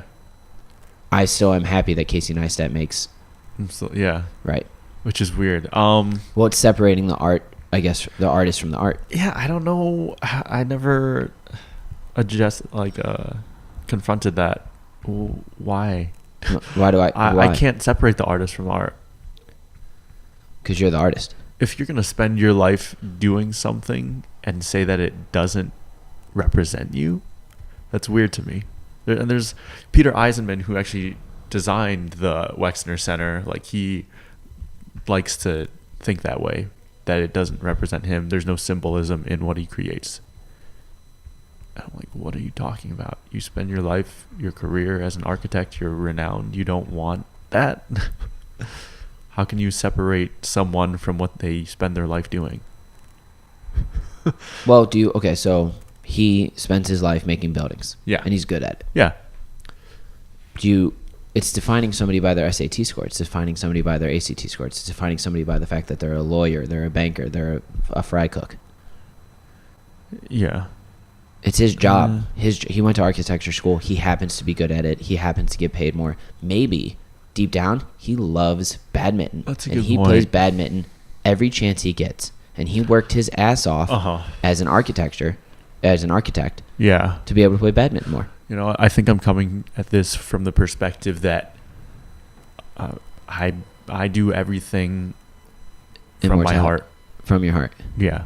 Like, I don't want to waste time. I don't want to waste anyone else's time. I'm not going to do it unless I can put some piece of me into it. Because I'm not a fucking robot. Right. Like- Whereas, well, maybe not a robot. Maybe Yeah. you're not looking at this as a job, Yeah. right? Yeah, that's true. But for like an L Branch project, Yeah. did you put your heart into every fucking picture you took of Bath and Body Works? That's a good point. Right? Yeah. So now that you're an opportunity, It's what was fun. the guy? What was the Wexner Center's guy's name? Peter Eisenman? Peter Eiserman isn't a freelance architect. Yeah. Do you know what I'm saying? Yeah. So granted, he is creating something, but at the end of the day, a piece of a building, Yeah. while it might look pretty on the outside, Uh-huh. is not an Instagram, not a That's YouTube true. video. It's not a painting. Yeah. It's a functional building that they made look cool. Yeah. I guess I'm very rigid in my definition of art, in suggesting that it's supposed to be this form of self-expression, which isn't always necessarily the case. No. But I think that's great that it's not, because That's that's what makes it awesome. exactly. What if he loves Wii bowling? You know what I mean? He loves Yeah. Wii bowling. Yeah. All he wants to do is finish this stupid fucking building so he can go play Wii bowling. Yeah. Yeah. Like, there's one of my favorite stories is it's Wii tennis in the story, but the guy who owned Uber, Yeah. they're all sitting around at a beach house one day, and they're like, you know, it's his first vacation in like years or whatever, and him and his father-in-law are playing Wii tennis, and the guy Travis who started Uber, I can't remember his last name right now, is using his left hand, Yeah. and his father-in-law is doing pretty well against him, right? And he's like, wow, Trav, I thought you were good at, you know what I mean? This is supposed to be your thing. And he goes, all right, switches to his right hand. Turns out the owner of Uber is ranked second best in the world. At the time, he was ranked second best in the world at Wii tennis. Because he had that drive to be that good at everything he does. And that's a little anecdote. Didn't really have anything to say. I just think it's so funny. That's one of my favorite stories. But about these people. So obviously now we've proven that we have. What are things that you do? So we did how we build resilience. Yeah. What are things you do to keep this energy that you bring, the positivity that you bring, the drive that you have? What are some of the things you surround yourself with that like help that? Yeah. Well, I mean, I don't know when it started, but for a while I had struggled with mental health. And it's not like anything too drastic, but you know, the good days, bad days, what have you. And as of late, I kind of got frustrated with it, and even seeing it in like some of my other friends, and I just decided, fuck this. This is stupid. Like, why think bad things? Why ask yourself poor questions? Like, for example, I don't know. Like why me? Yeah. Or blame other people. And why me is definitely a question that's come up plenty of times, not specifically to me, but to, you know, some of my family members as they've dealt with the loss of a loved one or in their own health issues. And one of them, I've started to understand like the inevitability of, you know, of death and all of this, and how you can just accept it and understand that all you have is now. And that's why all of the things that people seem to care about in today's age doesn't really matter in the whole spectrum of things. Right. And so, yeah, I've you know, started to reanalyze a lot of my existing relationships and old ones, and started reading more self-help books. Just constantly surrounding myself with good inputs. Like, even when I'm doing menial tasks such as cooking, I'll turn on a podcast that I know will give me some value. And I typically don't even try to watch TV unless I truly know, like, oh, I'll learn something, or it'll just make me laugh. I'm not going to watch Making something. the laugh is a good one. Yeah. Because it's not just constantly going for, you know, learning or motivation or something. Just sometimes hanging out, relaxing, and laughing, like watching an episode, your favorite episode of The Office. Yeah. That can be exponentially helpful in just the everyday, to make the everyday seem a little better. Yeah. Well, what's the statistic? It's like the average kid laughs like 200, 300 times per day. The average adult is 5 or 6. Oh, really? Something ridiculous. It's a drastic amount between the two. Drop off, yeah. Yeah. That's crazy. I think I laugh probably more than 5 times a day. That's good. You're not an adult yet. Well, I think I'm funny. And it also helps to think you're hilarious. So I like that. And I think what me and you clicked on so quickly is that we're both very similar like that. We would rather listen to a podcast than maybe listen to music, although we both you listen to a lot more music than I do, but like read a self-development book. Like, I read The 4 Hour Workweek because I knew it was like a self-development book, but I haven't done any actions in it. But like The Alchemist is a good example of a self-development book. Or like a mindset book. But lately I've been thinking about me white knuckling things, because I'll white knuckle my way through. White knuckling meaning? So you just ball up your fist, you turn on the good podcast, and you just try to or you turn on the happy music, and you just forget, you push it down through positivity. Right? And it even it manifests itself physically for me now. And it used to always, but I never really, I wasn't analyzing my life like this at the time. I'd have panic attacks. I'd break out in hives. I'd get physically ill. At the peak of it. And I think that, so there's that whole thing of like, people suffer. All the same. It just is all relative, right? Of course. So if you don't have shoes, Yeah. right? And there's no food on the table for Mm-hmm. 3 days because you live in an impoverished country and you don't have any food. Yeah. You're going to feel the same amount of sad as the kid whose Jordans got stolen. Yeah. And he still has 100 pairs, or 10 other pairs or 2 other pairs, but you're going to feel the same amount of sadness. Yeah. You know what I mean? Yeah. It's Right? all It's all relatives. it's all relative. But I think feeling that sadness is important, more important now than I used to, Mm-hmm. because feeling sad is okay. Feeling is Yeah. okay. I think a lot of us, I feel a little sad, I must be depressed. Or Yeah. I feel a little of this. I'm not mocking depression. I'm just thinking that of the over diagnosing of Yeah. it. And I even brought this up to you the other day. Is me and you stay so positive sometimes Mm-hmm. that I think our chemistries flip the other way. And we just have a little bit more serotonin than other people. Yeah. I've been thinking about this a lot That could lately be. because Yeah. there's times where I almost get mad at it, but there's no time where I've ever felt like I've woken up and there's a like a sumo wrestler stepping on my chest. Yeah. Yeah. But the people around me who have suffered from depression Mm-hmm. say that's like that. yeah. And I've never not woken up and been like, yeah. let's go. You know what I mean? Oh. So I think that sometimes it's you have to develop, like, have you ever watched anything on depression?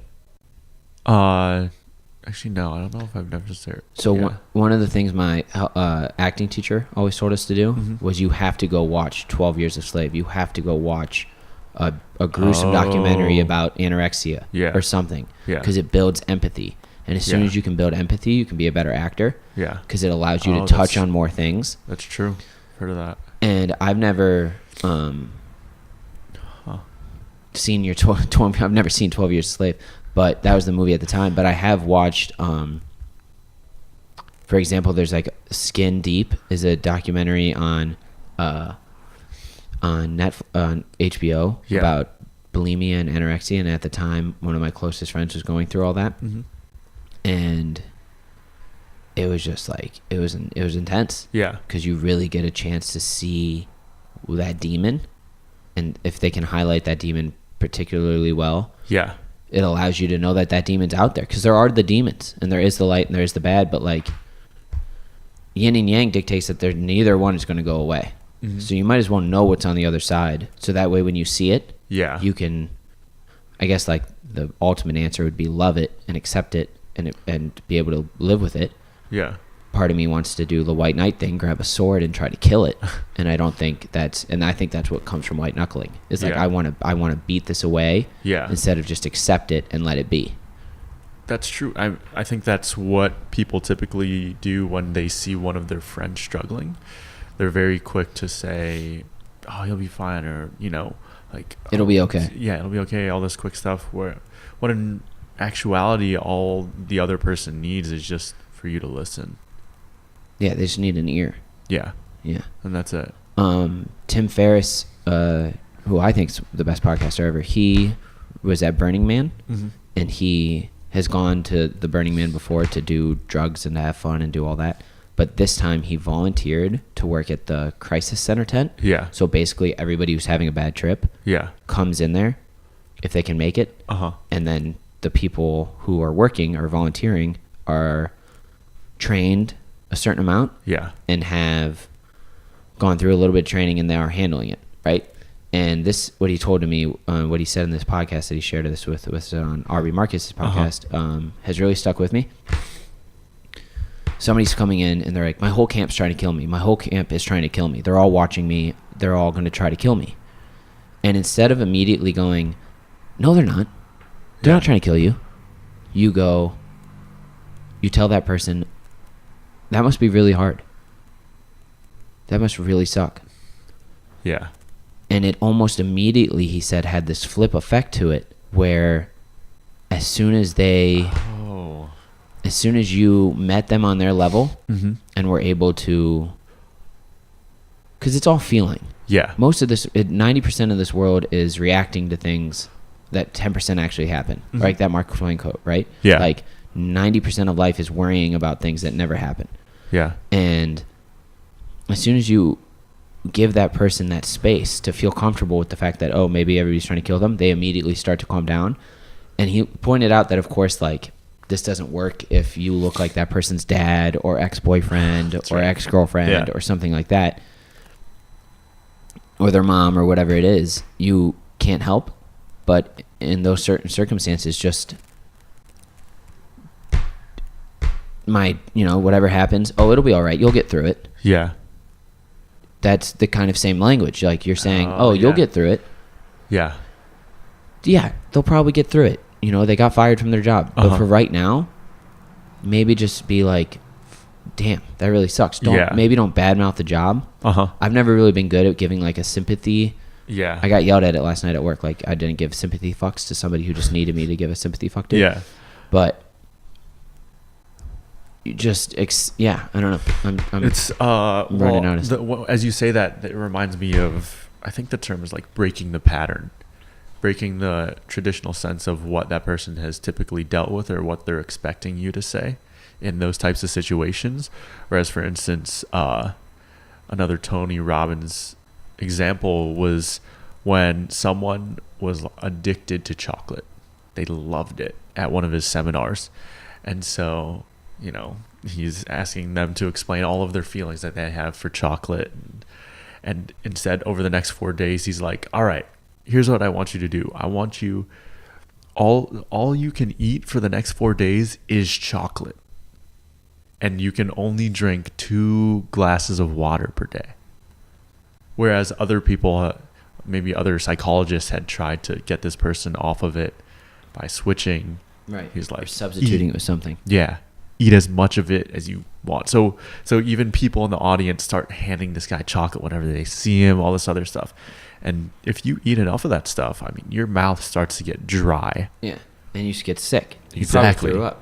Especially off of 2 glasses of water per day. Yeah, you'll have nothing else in there.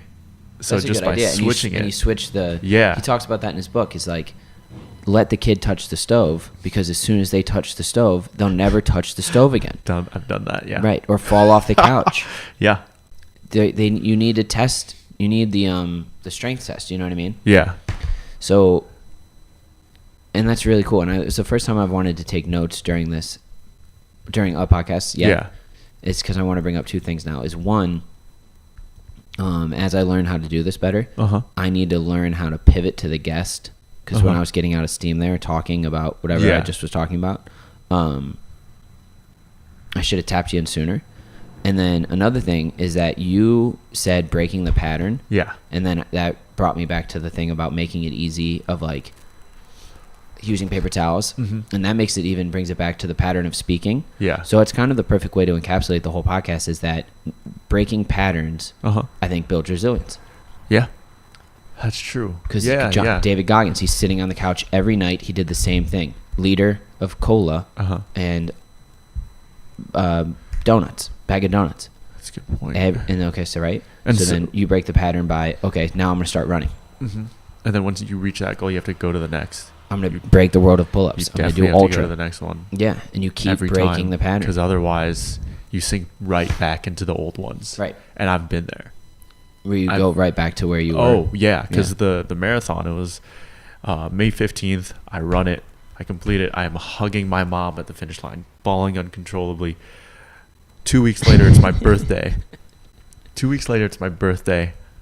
I'm still high off of the marathon, and I get plastered. We get an Uber, me, my buddy Swanee, and my old roommate Susie. We get an Uber back to my apartment, and I'm like, all right, guys, yeah, we're going to go. And once we get to my apartment, I think I hopped in another Uber to take us to Go Gachapon on what is that, like 4th and 5th? That doesn't exist anymore. It was this weird. It's lit now. Okay. Yeah, which is this after hours super spot. Hipster. Yeah, but when it's Go Gachapon, it was this Japanese arcade place that was still after hours. Okay. And so I bring all of us there. It's like, it looks a bit, it looks like the guy from Saw decided to, okay, let's turn this place into an arcade for hipsters. And so I'm having fun. It's all pleasure. because the next morning I wake up and I'm looking at my Snapchat, and I think, God, I think I'm actually like, I record myself while I'm in the bathroom peeing or something. Right. Obviously, I didn't like show my dick or anything, but I just remember judging myself and thinking, who is this guy? Like, weren't you just training your heart out for the past 8 months for a marathon? Didn't drink, didn't do anything wrong. And now you're this guy who's drunk and posting this bullshit. See, yeah, and you've slipped right back into your old habits. Yeah. And I think, so this is going to sound weird, but I also have filmed myself peeing on Snapchat at a bar, and I woke up proud. So that's a good point to bring up, is that you have to know what where you hate yourself. Yeah. You know what I mean? Exactly. You hated yourself for that. Yeah. And so I think that comes from self-awareness, is that like, I love being silly on social media. I don't know why, but I do. Yeah. So me peeing on social media, I got, you know what it is? It's the gratification of somebody sending me a DM or somebody sending me a text saying, ha ha ha. Yeah. That will keep me going. And honestly, probably encourage bad behavior. But the drinking thing has been something that we've been playing with a lot lately, is that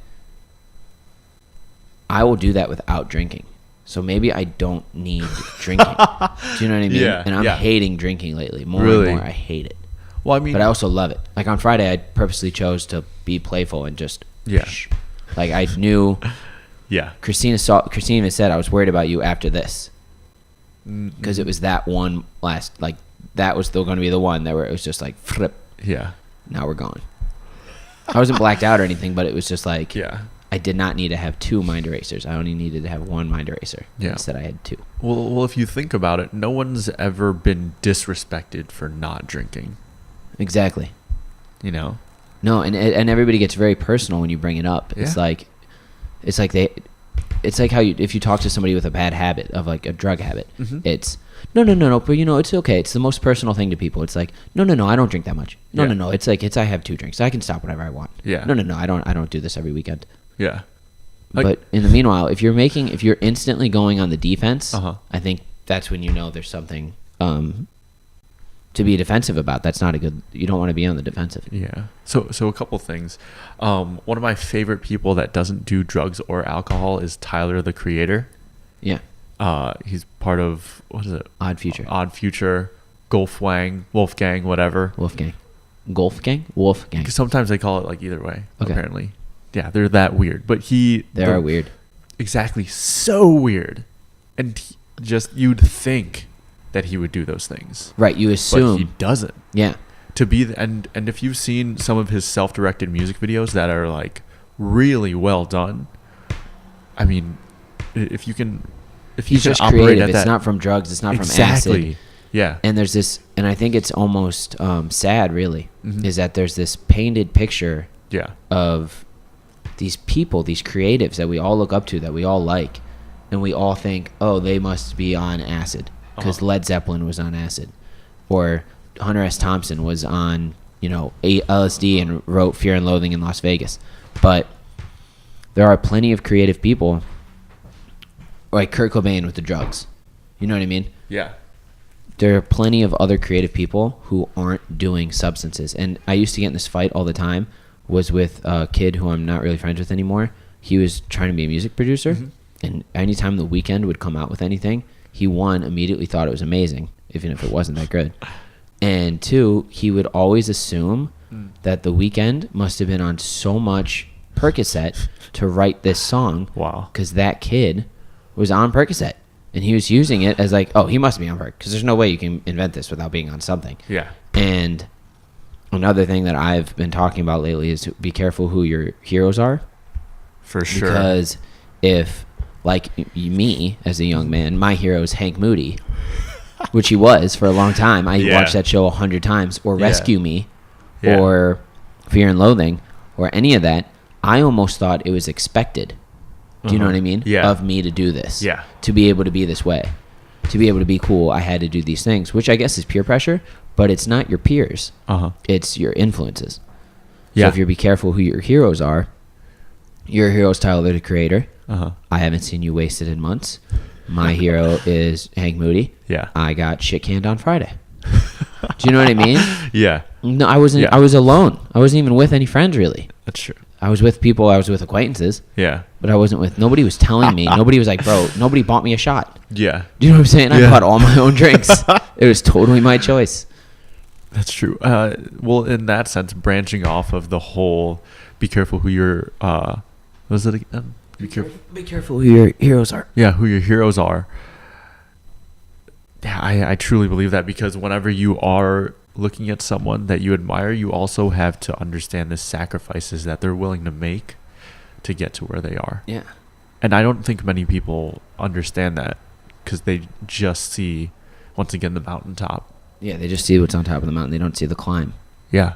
Yeah, exactly. And I think what you have to do is you maybe have to find who aligns with you. Mhm. So, like, for example, Vince Vaughn, Yeah.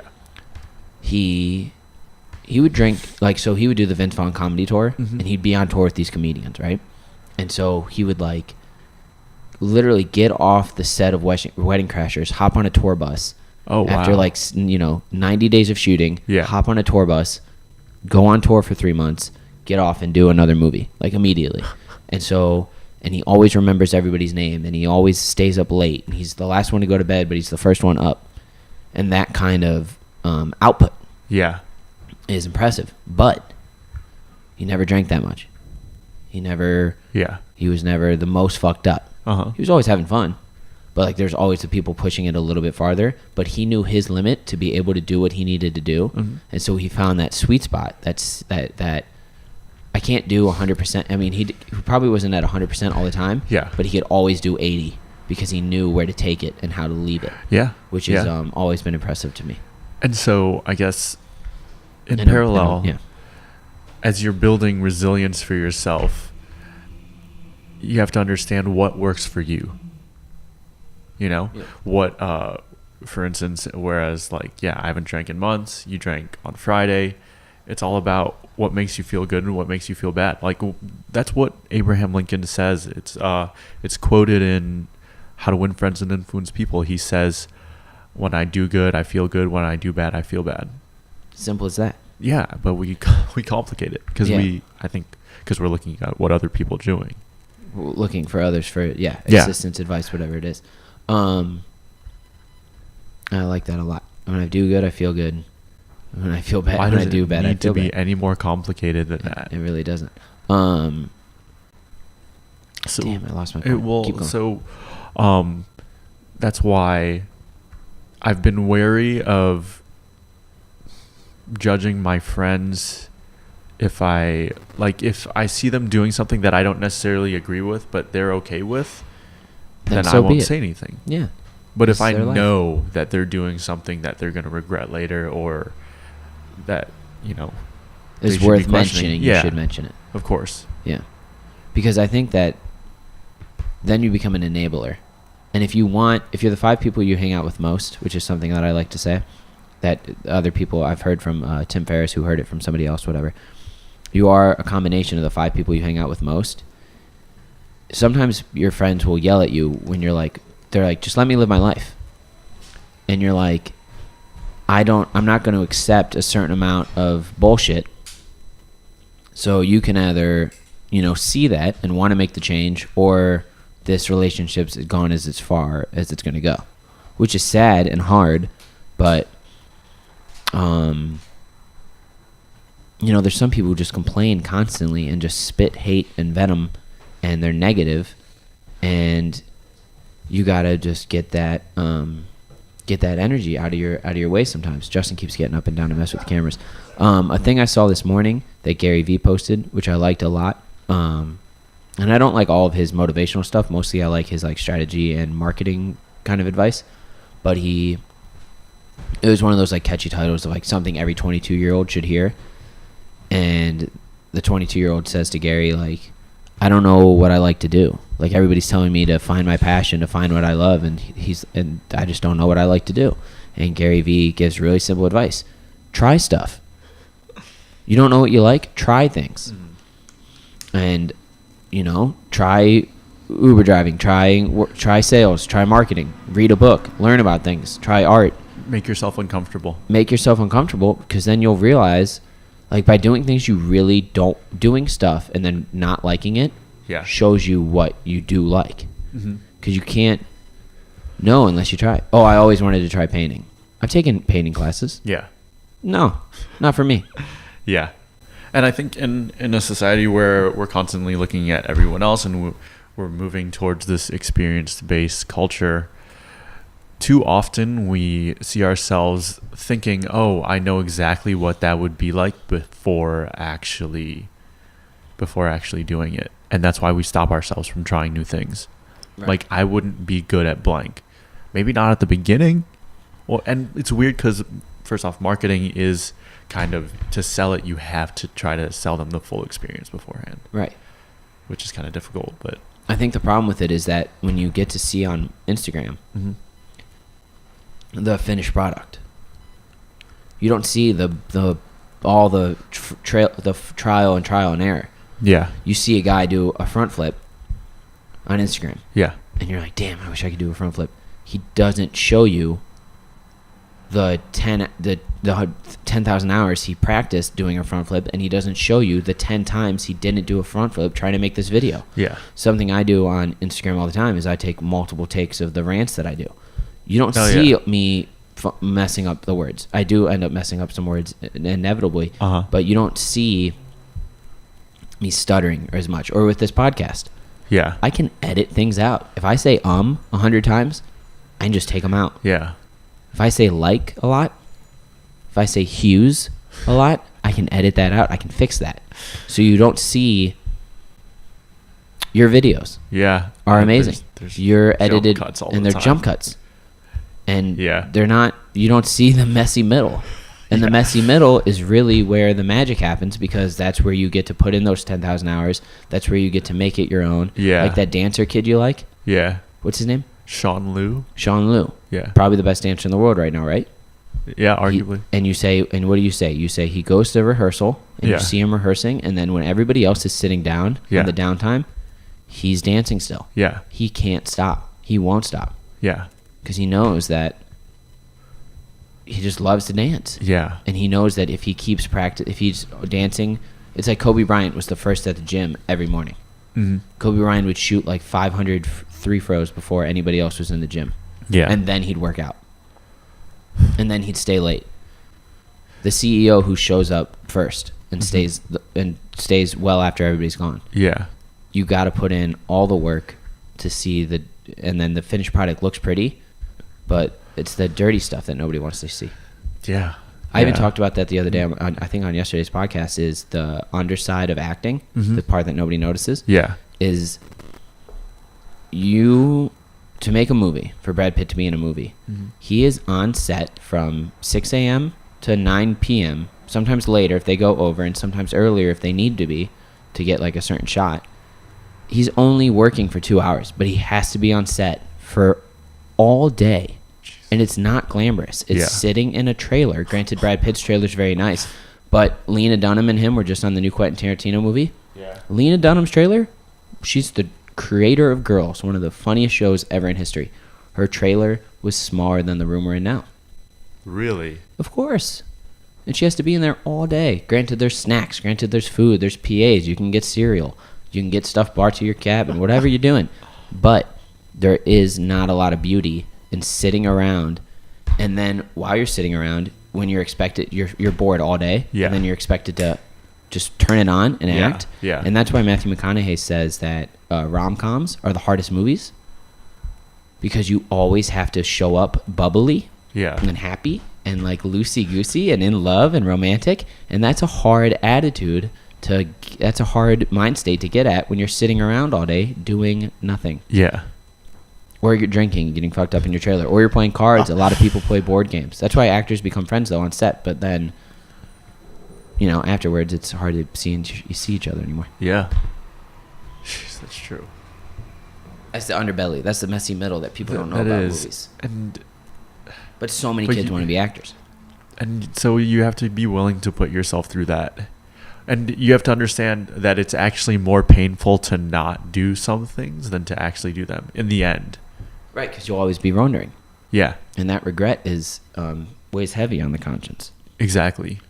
And so that's why for myself, I always try to imagine myself as this old guy looking back on his life, thinking, oh, if I don't do this, will I regret it or will I not? That's why I have actually, like, I aged myself in an app on my phone, and I printed it out. And it looks like I'm 80 years old. You frame the picture. It's next to your desk. Yeah. So that's perfect, because that segues into one of the last things I want to talk about with you today, and is longevity. Yeah. Right? So Instagram, the post, you get the immediate gratification. You do the story, you get a little bit of gratification. You get you get views, whatever. They don't last. Yeah. Now people archive their so what used to happen is you click on somebody's profile, you'd see 700 pictures of them. Yeah. You know what I mean? I don't know what the average is, but let's call it 700, and you could scroll through, see all the way back. But now people archive, so the landing page is only like 6, 7, 9 pictures, 24 pictures, whatever it is, because you're almost starting over, right? A new chapter. But you're hiding the old chapter. Yeah. So there's no longevity in that game. So in a world where we're moving through content so quickly, and as people who are both trying to generate content, what are you trying to do to make things last? So for example, like my dream would be that somebody would want to listen to my podcast twice. Because I've listened to only several like out of all the podcasts I've listened to, I've only listened to a couple more than once. You're essentially asking me what my immortality project is? What is your immortality project? Oh, boy. That's a good question. Can you highlight what the immortality project is while you think? Yeah, I... Give your brain time to buffer. I can't remember. It is mentioned in The Subtle Art of Not Giving a Fuck, but what it breaks down to is that every great nation, every great work of art is based off of this idea that people were creating to make something that would outlive them and, touch the lives of others. The pyramids. Yeah, statues. exactly. And so for myself... Great works of art. But do you think that it must be. I want this to hang in the halls forever. I'll build these pyramids and they will stand the test of times well after my father and the pharaohs before me have gone. Like that must have been the driving factor. Yeah, that's true. But I guess that's why I want my art to. I think art should be a full expression of yourself, and that's why I do everything with my heart. It's that if I'm able to do that, then I'm able to show who I am, and you live on through. Not just the stories you tell, but also the stories that people tell about you. That being said, everything I do is to connect. So if I'm able to be vulnerable enough in certain situations like this or through my own videos, then people really really see me, and then hopefully, remember you. Yeah, but also like a piece of me will be in them. Right. So maybe that becomes the new immortality project in a millennial world. Yeah. Is that instead of trying to build a pyramid or a building or something grand that truly stands the test of time and is almost selfless. Yeah. In the sense of the pyramid doesn't have the pharaoh's name on it. Granted, he is buried in the pyramid. Yeah. But the pharaohs who came later are buried there. Do you know what I mean? Because they weren't done completing. You know what I mean? So it becomes this thing of like, now that we're a more selfish-based society, and I'm not saying your dream is selfish, but you want to be remembered. Yeah.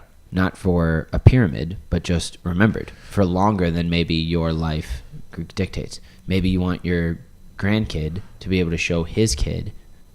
So not just your kid showing your grandkid. You want your grandchild who knew you as grandpa to show his child. Exactly. After you're now a great grandpa or dead.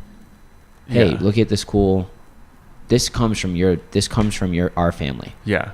This is in our Exactly. I want the heritage. people that I'm directly in contact with to remember me But and that's why I don't really care about the metrics, because I know I can, like, through my videos, I can affect someone that watches, but I don't really know what they'll do with the rest of their lives with that information. Right. You'd rather impact the 30 people, the 40 people who are going to watch. All that matters. Yeah. Yeah. Like me, Sean, Susie, Sammy. That's maybe how your you, mom, yeah. Maybe one of your friends who you don't really know, but now they get to know you a little bit better. Mm-hmm. It's like the movie Coco, that Pixar movie that came out, where, they talk about how you live on through the stories you tell, and through the stories that people, you know, when people remember you, you're alive again. Yeah. Which is, yeah. You always want to be that guy at the funeral too, who's like, everybody was saying fun stories about. Yeah. Yeah. There's always those those people who are so shiny and who just like brighten up a room. So how about for yourself? I mean, you kind of are that person. I appreciate that. Thank you. Sometimes I don't think I am. Sometimes I think I'm a little shit, but most of the time lately I've just been like, I don't know. Sometimes I'm mean and I'm working on it, but we're all works in progress. I guess what I'm trying to do with this podcast is maybe I think it'll give me an opportunity to break down more walls in my own self and talk about things like that. Like sharing those two things that happened that were really hard. Yeah. I think as soon as I did that, the gloves could come off a little bit. So, for example, everybody's always told me I should do like a dirty podcast because I'm a foul-minded individual. But I've always tried to keep it like semi-professional. Yeah. You know what I mean? And semi-LinkedIn appropriate because I do post these on LinkedIn. Yeah. But I think telling that story, I want to be the most honest version of myself. So telling that story on my third episode of the 2 hardest days of my life made me feel comfortable with saying stooping to open up this podcast. And the more I can just be really me, I think I'll be a better self to the rest of the world. And I hope that I can help. I want to be able to give good advice. It's unsolicited advice for a reason, because I've gotten so much advice and so much life coaching from all these other podcasts that I listen to, that I just want to be able to help somebody and touch somebody without even knowing it. Yeah. Right. Yeah. And to be fit for service, to be of service, you have to be fit for service. And I think the only way that I can be fit for service right now is by breaking down some of my own bullshit and being honest about it on here. Yeah. And then that way people will know that I'm coming from a place of honesty because they know the story behind me. So I kind of want to you made a video the other day about parasocial relationships. Yeah. I want a bunch of them. Yeah. And I also want to be famous. But for the betterment of other society. people. Yeah. I don't want to be famous because I was in a movie. I want to be famous because maybe I help people. And I think, I think the greatest thing that anyone can do with whatever they do is get to that point where when they were inspired, now they're inspiring others to do the same and follow suit. Like if you could inspire the next you. Well, that'd be amazing. That'd be the idea. Like when you did you quit your job thing. Yeah. I remember that we were friends then. So and we haven't been friends for very long, but yeah. I remember I might quit my job. I want to quit my job. I think I'm going to quit my job. Every time you were leaving my presence. Yeah. Because we were Friday, Saturday friends. Yeah. For a while there. Which is a category of friends where you're not talking every day, but you just hang out on the weekends when you can make time. Yeah. Like once a week. Now we talk every day to nauseum. There's you would just say, I want to quit my job. I want to quit my job. And sure enough, you did. Yeah. And that was so inspiring. And then to start this, we're at Presco right now. Yeah. Before I'm going to jump back a second. When you gave me a bottle of that Skol vodka. Yeah. Next time I saw you after you did my podcast. Yeah. Because you brought a bottle of Dan Aykroyd Skol vodka. And you gave me another one. You're like, now I hope you'll just always remember me. And that was one of the things you used to say a lot more, is that you hope people will remember you. And I now think since you're working so much more, you're letting this do the remembering for you. Yeah, yeah. And you don't have to state it as much. But I distinctively remember you saying that now you'll never forget me. Oh, wow. Which is maybe you're just afraid of being forgotten. Oh, for sure. We can unpack that at another time. We're almost at 2 hours. Yeah. We could definitely unpack that at another time. That might take a third party, like a third party therapist. How amazing would it be? I don't know if they'd agree to it, but if we agreed to it, maybe they would. If we could get an actual like clinical therapist, a trained professional on here, and we did like a group session, how amazing would that be? God. Me, you, and Sammy. The faces that this person would make. Yeah. No, they'd probably heard it. I don't think we're that. You guys I think are we're friends? I think we're all pretty textbook. Like our issues could be. Oh, yeah. That's why I want to know the Pretty book so I can textbook. just label people. You know what I mean? I just want to be able to label people right off the bat. Yeah. Oh, abandonment issues. Oh. yeah, right? Yeah. Jesus. Oh, abusive father. Oh, low self-esteem. I just want to be able to like just know, which is disturbing. Oof. But if you know, you can, again, it's like knowing the demons. Yeah. You got to know what's out there. Yeah, you do. So you can know what to do when you see it. Yeah. And I guess, again, like some people that I follow or listen to, like Don Miguel Luis or Aubrey Marcus, or like that whole side of the self-development culture where it's all like love and self-empowerment, they all just say you got to embrace that demon with a hug and love and be like, I know you're here. Yeah. You're not going anywhere. I'm going to love you. When you come up, I'm going to try to accept you and maybe move on. But for right now, you got to just love them. Yeah. Which is hard sometimes because, again, Demon Slayer, but Buffy the Vampire Slayer. All right. All right. Hey. Yep. This was really fun. Yeah. Thank you. Thank you. I think you were my third or fourth podcast guest. I met you in December because there's definitely snow on the ground. Yeah. Of 2017 we met. So we've been friends for about almost a year now. Grandview Cafe. That was the first time. Oh, so let's do that. Real quick, origin story of me and Justin's friendship on the back of the story. So on the back of the podcast, 2 hours in. I make 2016, Tim Ferriss posts his New Year's Eve episode, and he says that in the next year, I'm thinking about doing a podcast tour. Whoever makes Facebook groups and whichever cities get the most followers and most interaction in those groups, I will go to that city. I was the first person in Columbus to hear that and act on it because I made the first group. It's called Tools of Titans, Columbus, Ohio. Justin, a guy named Jay Close, and about 400 other people joined the group. Right? Yeah. Over the course of 2 weeks, I get 400 members. And it's crazy. And Tim Ferriss doesn't mention anything about the podcast tour again or anything like that. So I just start interacting a little bit. Yeah. Because I'm like, well, 400 people are in here, and I started this. I should say something. And Justin's had the same mindset. So he says something, too. He posts a video that he made. Jay Close uses an opportunity to push his new newsletter that I'm still a member of. And the three of us are like liking things and commenting, and everybody else is staying kind of silent. Me and Justin start to follow each other on Instagram. Mm-hmm. So then we have a parasocial relationship. You like the things I do. You comment some things. You post a cool video of like you and like a cool gimbal, like a slidey gimbal, and your mom. And I'm like, this is amazing. And you're like, I know, thank you. And then through Sammy, I was working at Grandview Cafe. Sammy's at the bar. How I know Sammy's another story, but it's mostly Same dude out. here. It's so funny. But we'll wait for him to be on to tell it. And I just look at you and go, hey, Justin. And you go, hey, Jacob. I was like, hey. Yeah. Yeah, we knew each other. At least parasocially. Yeah. Right?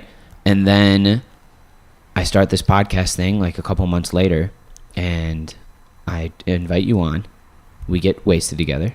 We basically have just a Joe Rogan makeout session. We just talk about how awesome Joe Rogan and Tim Ferriss are for like 2 hours. Yeah. For 3 hours. And we even went out after. Oof. We talked for 3 hours and then went out for another 2 hours after that. That's right. Yeah, 5 hours at a time on the first real hangout. Oof. And it was awesome. Yeah. And so now we've been friends for about a year, and I couldn't say I love you so much. You're one of my favorite people in the whole wide world. Dope. And I could not be happier that I got the chance to meet you. Thanks. So man. thank you. Again, love you. And you. thanks to everybody for listening. I hope. Do you have anything you want to plug? I'll plug it. Watch his vlog every day. Listen the 40 to of you, podcast. the 40 of you who are listening to this, go watch his vlog every day. You won't be disappointed. They're all really great. Plus, this one will be on it too. So right, this is a crossover episode. exactly. Crossing swords. All right, brother. Thank you. Bye. Bye, everybody. See ya. My ears hurt. Well, it's crazy that we're actually able to engage in these conversations still after hours of.